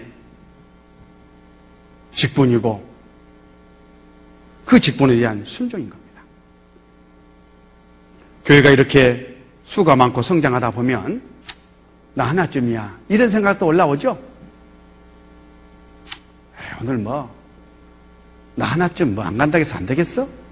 예, 다 그런 생각하면 아까 어떤 일이 일어나요? 비기는 일이 일어납니다. 나 하나쯤이야가 아니에요. 나라도 보태자. 내가 내 할 일이 있잖아요. 내 직분이 있잖아요. 나라도 보태자. 어떤 형제가 저쪽에서 빗자를 들고 쓸면은 나는 이쪽에서 쓸어야 될 일이 있는 거예요. 다 참여하는 겁니다. 바로 그게 직분이고 그게 충성인 겁니다. 바로 질서와 직분에 대한 기둥. 그 다음에 이제 말씀의 기둥을 좀 생각해 보겠습니다. 말씀. 사도행전 20장. 사도행전 20장.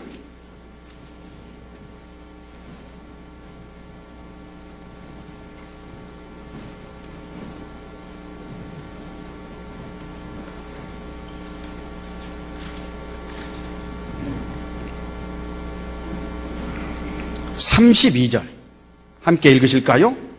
지금 내가 너희를 주와 및 그 은혜의 말씀께 부탁하노니 그 말씀이 너희를 능히 든든히 세우사 거룩히 하심을 입은 모든 사람 가운데서 기업이 있게 하시니라. 이 말씀은 바울 사도가 죽을지도 모르는 그 길 예루살렘으로 돌아가면서 마지막 에베소 교회 형제 자매들을 만나서 전송을 받는 그런 장면입니다. 그때 바울 사도께서 에베소 교회를 부탁할 때에 그 에베소 교회 목사나 지도자들에게 부탁하지 않았다는 거예요. 아무개 장로, 아무개 목사, 당신만 믿고 갑니다. 부탁합니다. 그렇지 않았어요. 주와 그 말씀께 부탁을 하셨어요. 왜 이렇게 하셨을까요? 왜 주와 말씀께 부탁하고 가셨을까요? 바로 말씀이 하나님이시고 말씀이 능력이시기 때문에 그래요.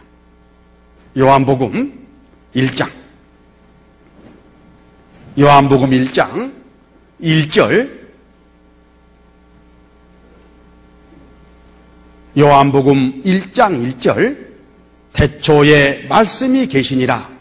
이 말씀이 하나님과 함께 계셨으니 이 말씀은 곧 하나님이시니라. 말씀이 계셨습니다. 태초에 말씀이 계셨습니다. 이 말씀이 하나님과 함께 계셨습니다. 그런데 이 말씀이 하나님이시랍니다.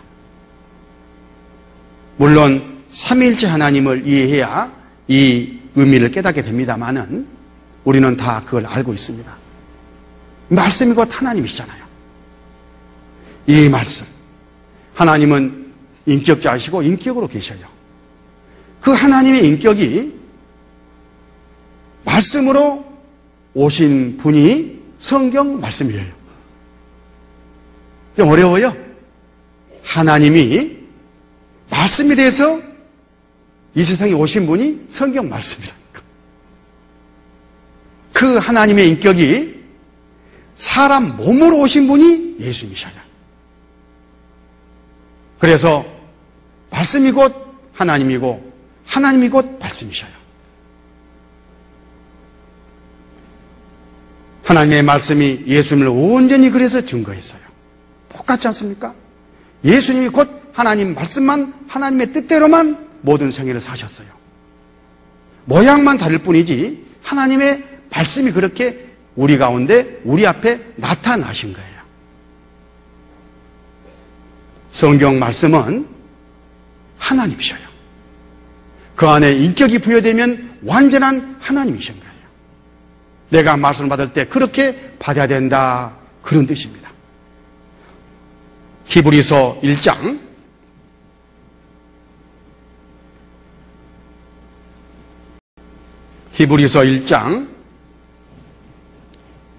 1절 2절 함께 읽겠습니다.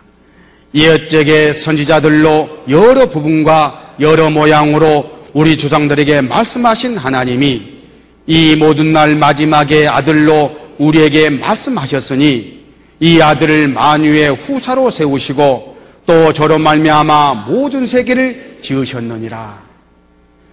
선지자들로 오신 하나님은 바로 성경 말씀이잖아요.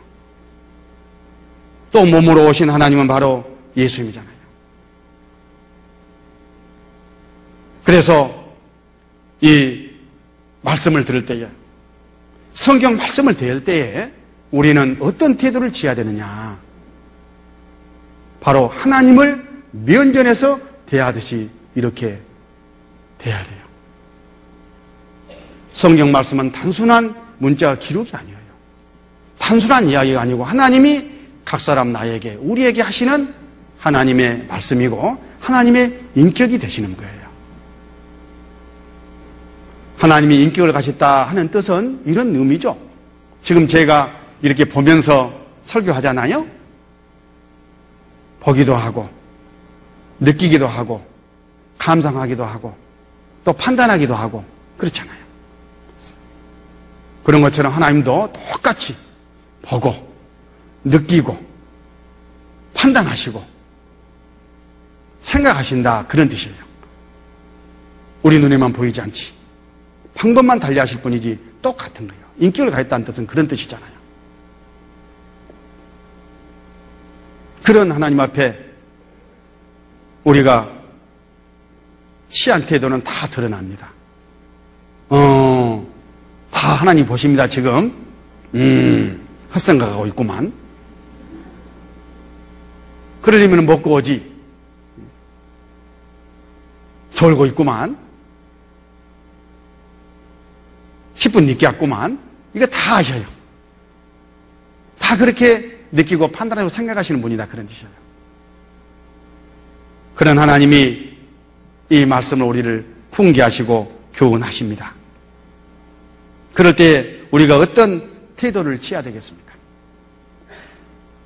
예를 들면 지금 이 시간에 또는 주일 말씀 시간에 밖에서 유아 봉사하는 그런 식구들 말고 마땅히 강당에 들어와가지고 말씀을 드려야 될 그런 식구들이 어느 쪽에서 핑계대고 얼쩡얼쩡하고 있다면 합당치 않죠. 하나님이 지금 말씀하고 계시는데, 또 유아 봉사하는 그런 식구들이라 하더라도, 다른 데서 뭔가 봉사하는 그런 식구들이라 하더라도 말씀을 보는 그런 위치에 있다면 어떻게 해야 되겠습니까? 말씀을 신중하게 봐야 되지 않겠어요? 그런데 아이 끼고 그걸 육신의 기회로 삼고 말씀은 앞에 모니터에 나오는데 자기들끼리 이야기하면서 수덕수덕하면서 켜지하고 앉아있다면 이건 너무나 큰 잘못이잖아요. 회장님이 모처럼 한 달에 한 번씩 훈시를 합니다. 그러면 그 직원들, 그 사원들은 어떻게 해야 돼요? 5분, 10분, 30분 늦게 올 수 있어요? 늦잠 잤습니다. 그럴 수가 있어요? 아닙니다. 긴장해가지고 아침 일찍 일어나가지고 30분 전에 1시간 전에 와가지고 청소도 하고,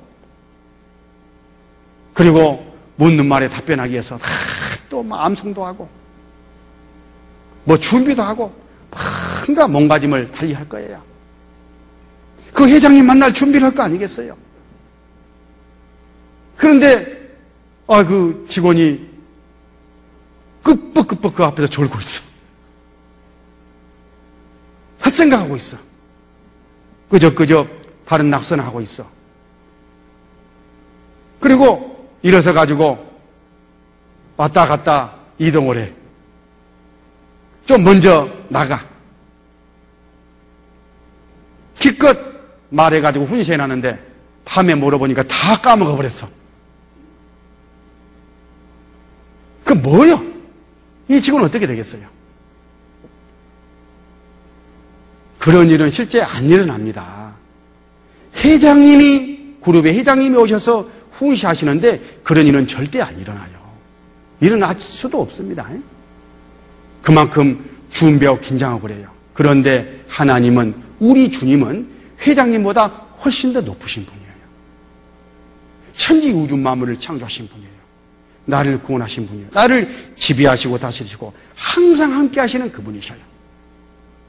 그런데 하나님을 일기 회사의 회장님만큼도 못하게 태도를 취하면 그건 너무나 잘못된 태도예요.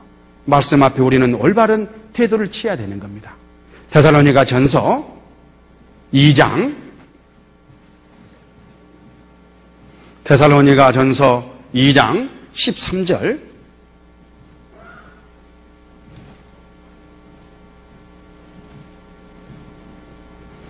이러므로 우리가 하나님께 쉬지 않고 감사함은 너희가 우리에게 들은 바 하나님의 말씀을 받을 때에 사람의 말로 아니하고 하나님의 말씀으로 받음이니 진실로 그러하다. 이 말씀이 또한 너희 믿는 자 속에서 역사하느니라. 하나님의 말씀을 받을 때에 인격 대신 하나님 앞에 내가 서 있다, 앉아 있다, 무릎 꿇고 있다 하는 그런 마음으로 받으셔야 돼요. 그랬을 때에 하나님의 이 말씀이 능력으로 내 안에서 역사하셔요. 그렇게 써져 있잖아요. 하나님의 말씀을 하나님의 권위로 받을 때에 살았고 운동력이 있어 좌우에 어었던 날성검보다 더 예리하여 혼과 영과 및 관절과 골수까지 찔려 쪼개기까지 하는 그런 하나님의 말씀의 능력이 내 안에서 역사하셔요. 그래서 나를 지배하시고 다스리시고 나를 변화시키시고 나를 굴복시켜서 주님이 쓰시기에 합당한 신앙으로 만들어 가시고 실제 그렇게 주님의 몸된 교회 안에서 쓰십니다. 이 말씀은 성령의 검이잖아요. 우리가 고음할 때 성령님이 우리 안에 와 계셔요. 그런데 말씀이 없어요. 또 말씀을 대하는데 말씀에 대한 권위가 없어요. 그러면 우리를 어떻게, 그 성령님도 할 수가 없는 거예요. 기차가 달려가려면 레일이 깔려야 됩니다. 레일이. 아무리 힘찬 많은 물량을 싣고 달릴 수 있는 그런 힘 있는 열차가 준비되어 있다 하더라도 레일이 깔리지 아니하면 아무 소용이 없잖아요. 성령님이 이 기관차라면, 열차라면 이 말씀은 레일인 겁니다. 레일. 말씀이 함께 깔려서 함께 나가야 그 성령의 역사가 우리를 통해서 나타나는 거예요. 그게 바로 능력이고 하나님의 나를 지배하고 다스려서 열매를 맺힌 역사이신 겁니다. 하나님 말씀 앞에 우리가 어떤 태도를 취해야 되는 것은 너무나 지극히 당연한 겁니다. 그러려면은 하나님의 이 말씀이 얼마나 소중한지 그게 좀 마음속에 이렇게 정리가 좀 돼야 될 것 같습니다. 하나님의 말씀이 이렇게 중요합니다. 마태복음 5장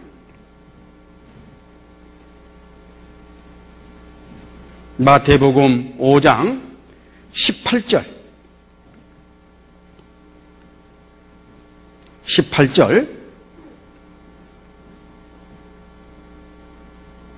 17절부터 보겠습니다. 내가 율법이나 선지자나 폐하러 온 줄로 생각지 말라. 폐하려 온 것이 아니요 완전케 하려 함이로라. 진실로 너희에게 이르노니 천지가 없어지기 전에는 율법의 1.1핵이라도 반드시 없어지지 아니하고 다 이루리라. 주님께서 오셔가지고 지금 산상수훈이라는 이 교훈을 하고 계시는데 하나님의 이 말씀이 얼마나 높냐. 한 점, 글씨 한 점이, 한 획이 우주 만물보다도 더 높다 그 말. 이 우주 만물은 말씀으로 창조됐어요. 바로 말씀은 창조주이십니다.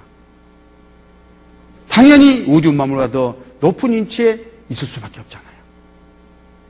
그런데 구약시대 이스라엘 사람들은 이 높이 계신 이 하나님의 이 말씀을 자기들이 지키기 어렵다고, 이루기 힘들다고 자기들 수준으로 끌어내렸어요. 자기들 생각, 자기들 형편, 자기들 처지 이 말씀에다가 더하고 빼가지고 자기들 수준으로 다 끌어내렸어요. 그래서 자기들 나름대로 어떤 규를 만들어 놓고 그게 유전이잖아요. 그걸 지키면서 하나님을 섬긴다고 그랬어요. 그래서 예수님께서 오셔가지고 맨 먼저 하신 일이 바로 이 일입니다. 땅에 떨어진 그 하나님의 말씀을 원래의 위치까지 올리시는 거예요. 끌어올리신 거예요. 그게 바로 산상수훈의 내용이에요. 산상수훈은 하나님의 인격이시고 하나님의 이치시고 하나님의 성품이시고 말씀의 위치인 겁니다. 그러시면서 지금 이 교훈을 하셔요. 천지 우주 만물은 다 없어져도 말씀은 한 획도 떨어지지 아니하고 그대로 다 이루어진다. 그만큼 권위 있음을 말씀하셨습니다. 우주 만물보다 더 높으신 말씀, 그 말씀 앞에 하나님도 굴복하셨어요. 하나님의 이름 위에 그 말씀을 두셨거든요. 시편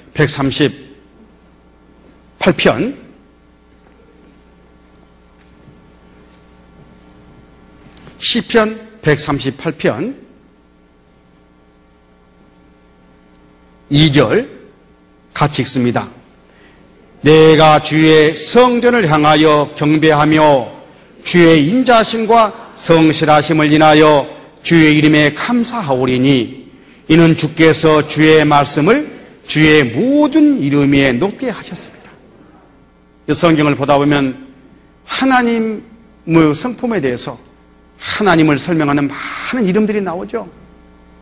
그 모든 이름 위에 하나님의 이름의 권위 위에 더 높이 이 말씀을 두셨어요.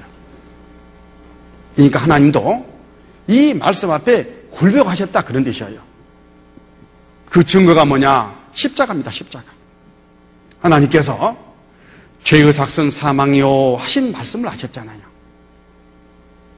그리고 우리를 구원해야 되겠는데 죄는 삭을 갚아야 되고 그 삭은 피 흘림이 없은 즉 사함이 없느니라. 피 흘리고 죽어야지만 갚아진다고 스스로 말씀하셨기 때문에 그 말씀에 굴복해서 하나님이 사람이 돼서 이 땅에 오실 수밖에 없었습니다. 말씀에 굴복하신 거예요. 말씀이 더 높다는 증거입니다. 그리고 십자가에서 피 흘리고 돌아가셔가지고 우리 죄를 대속하셨어요. 말씀 앞에 하나님이 그 이름이 굴복한 바로 그 장면이 바로 십자가입니다. 그런 말씀을 우리가 우리 수준으로 우리 형편에 맞게 우리 생각으로 우리 기준으로 끌어내리면 되겠냐 그 말이에요. 말씀은 그 높이 그대로 두고 우리가 못 지키면 못 지킨 대로 우리가 연약하면 연약한 것을 무익하면 무익한 것을 못하면 못한 것을 깨달아 하는 거예요. 그래서 주님 앞에 나아가 구원을 받고 구원받은 사람은 그 연약한 나를 시인하고 주님께 나가서 주님이 나를 지배하고 다스려가지고 주님의 능력이 나를 역사해서 주님 일을 하도록 믿음으로 나아가지지 않겠습니까? 말씀을 높이 하지만 그게 가능한 거예요. 그래서 말씀에다 우리 생각을 더해서는 안 된다. 그렇게 말씀하셔요. 잠언 30장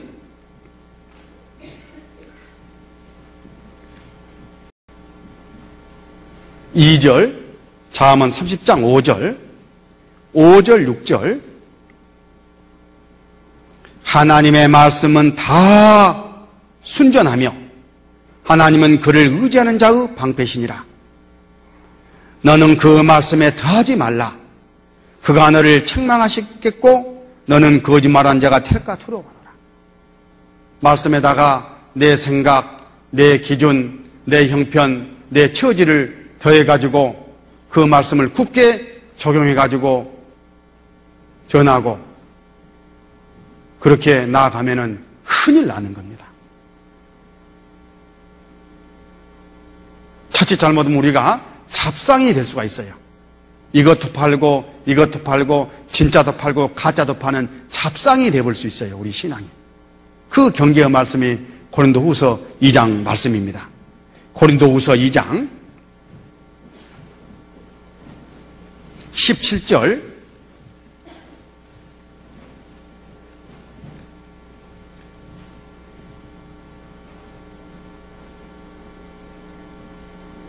같이 읽습니다.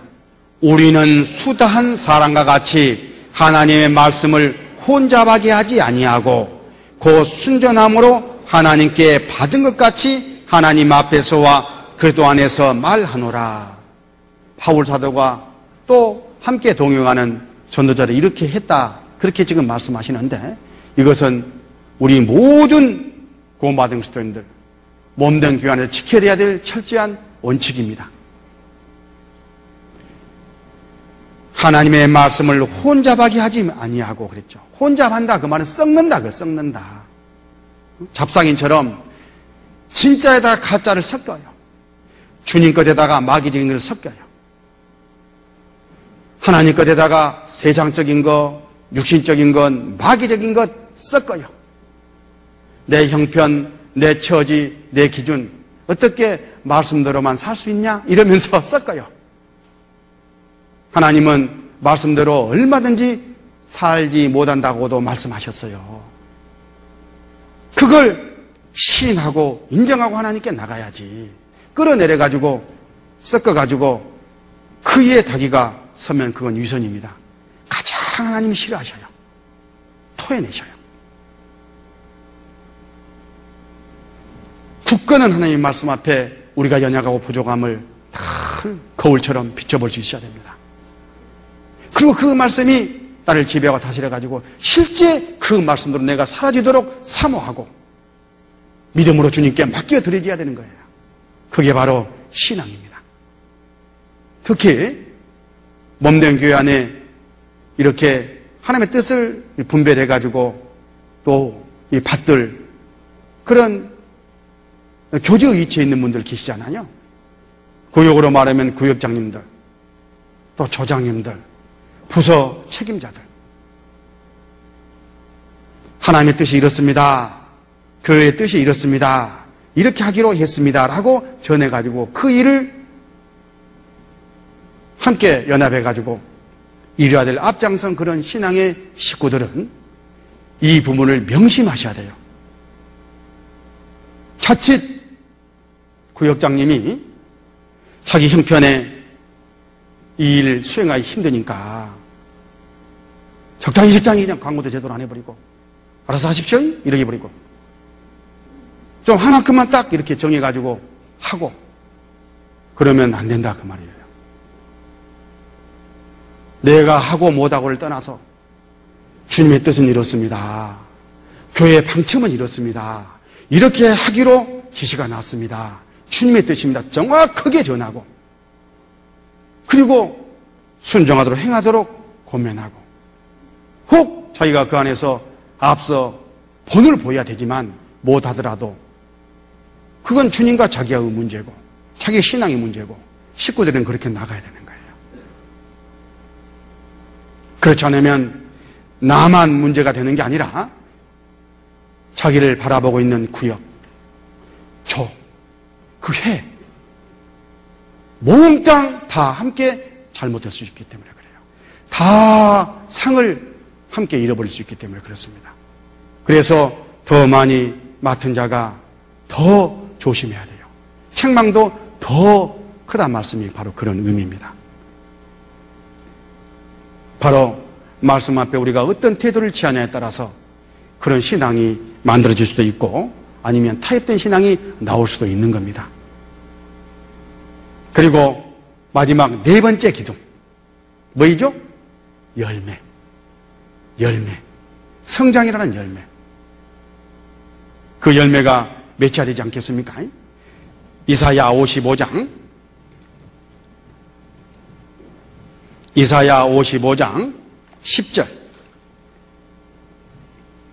이사야 55장 10절.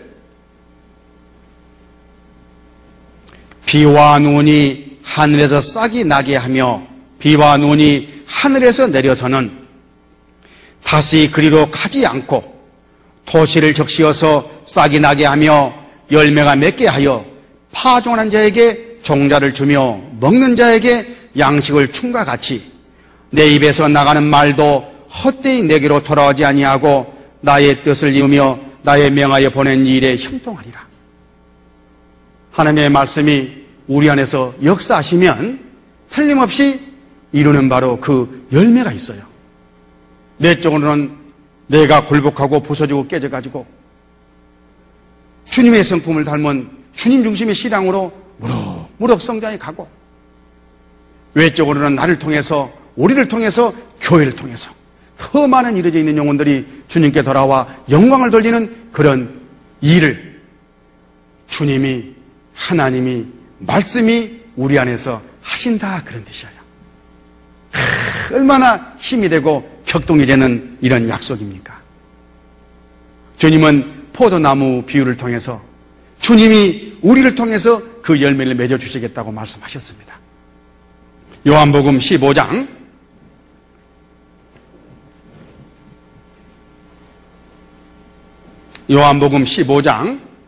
5절, 요한복음 15장 5절, 나는 포도나무요 너희는 가지니 저가 내 안에 내가 저 안에 있으면 이 사람은 과실을 많이 맺나니 나를 떠나서는 너희가 아무것도 할 수 없습니다. 주님은 머리이시고 구원받은 식구들은 주님의 몸이잖아요. 우리는 각 지체입니다.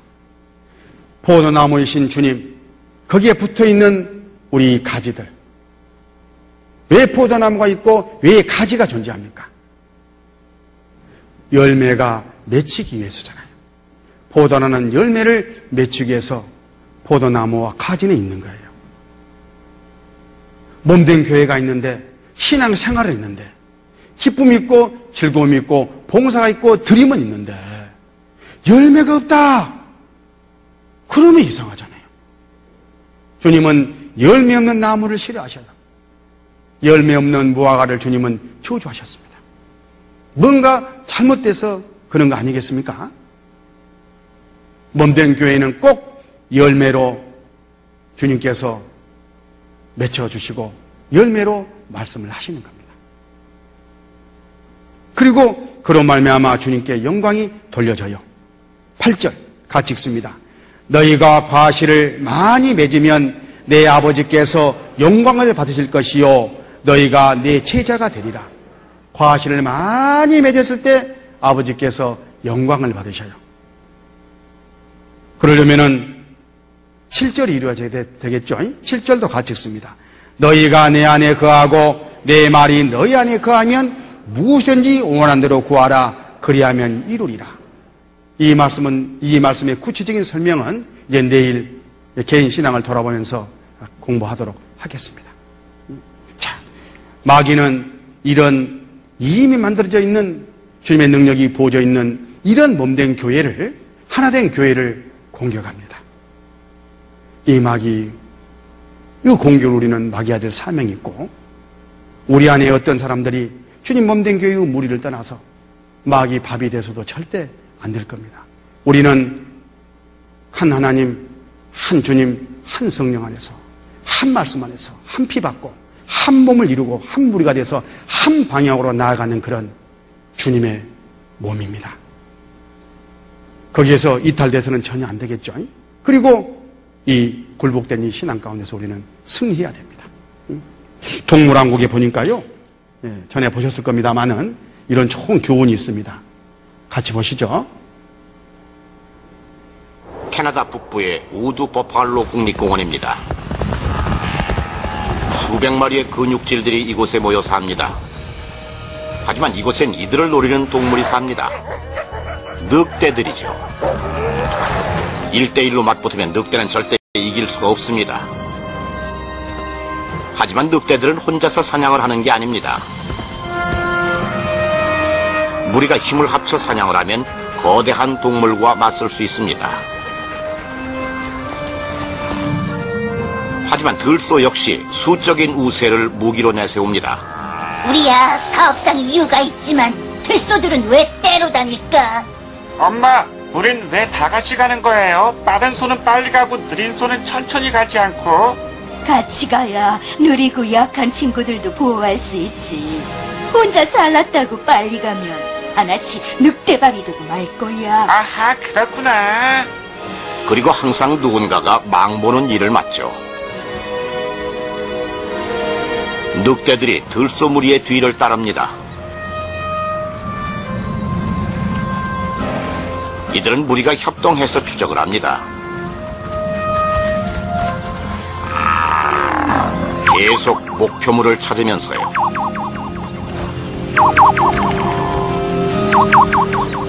이들의 맞대결은 결국 의지의 싸움입니다.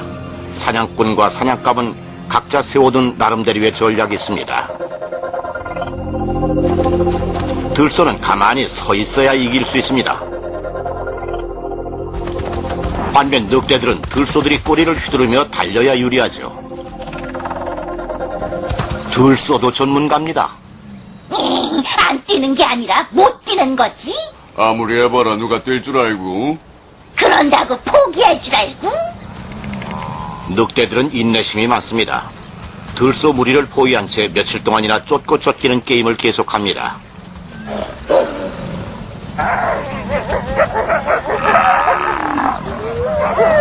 늑대는 들소들이 마구 질주할 때도 우왕좌왕하지 않습니다.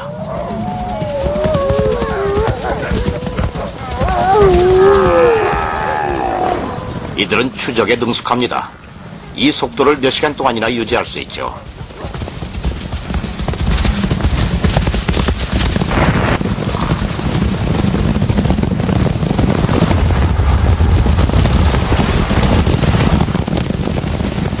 늑대 무리는 사냥의 주도권을 잡으려고 했습니다. 목표물을 따로 떼어내어 고립시키려고 하죠. 하지만 들소들은 위험한 상황에서도 침착하게 대응합니다. 이들에게 필요한 것은 계속 달리면서도 함께 모여있는 것입니다.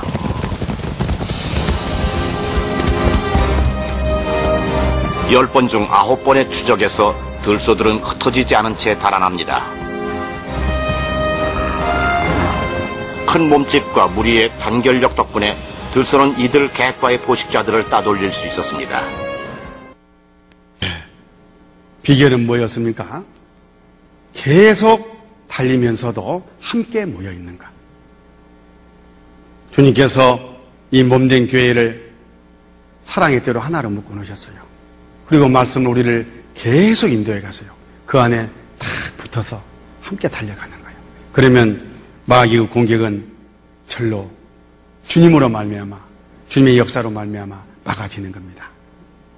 지금까지 좀 공부한 것을 정리를 하면 교회가 성장하려면은 하나로 묶는 사랑, 이게 실천이 돼야 돼요. 실천. 그리고 부르신 부름에 합당한 이 신앙은 자기를 부인하고 십자가에 나를 못 받고 날마다 십자가를 지고 주님을 따르는, 바로 주님께 나를 온전히 드리는 바로 그런 봉사가 있어야지만 가능한 겁니다. 그리고 믿음에 세우는 말씀은 바로 순종. 말씀께 순종하는 바로 그 순종이 드려져야 되고, 그리고 주님께서 주시는 질서와 직분은 충성을 요구합니다. 충성. 끝까지 충성을 요구해요. 맡은 자들에게 구할 것은 충성이니라, 그렇게 말씀하셨잖아요. 그리고 아버지께 영광이 된 열매는 실제 결실을 맺어야 된다 하는 이 내용이 오늘 공부한 전체의 이제 교훈입니다. 내일 계속해서 공부하도록 하겠습니다. 잠깐 기도하시겠습니다. 아버지 하나님 감사합니다. 저희들 이렇게 모아주시고 주님의 말씀으로 교회에 대해서 그 안에 우리 각 사람 받고 행해야 될 그런 지침에 대해서 말씀해 주신 것 진심으로 감사드립니다. 저희들은 너무나 연약하고 부족합니다. 주님께서 온전히 다스려 주시고 사용해 주시옵소서. 저희들을 주님의 귀한 일꾼으로 삼아 또 쓰시는 것처럼 열매 또한 주렁주렁 맺혀 주님께 영광이 돌려지기를 간절히 구하고 원합니다. 오늘 자리에 함께한 모든 식구들이 주님 영위권에 축복해 주시고 빗길에 그 길 또한 지켜주시옵소서. 우리 구주 예수님 이름으로 기도드렸습니다. 아멘. 네, 수고하셨습니다. 내일 뵙겠습니다.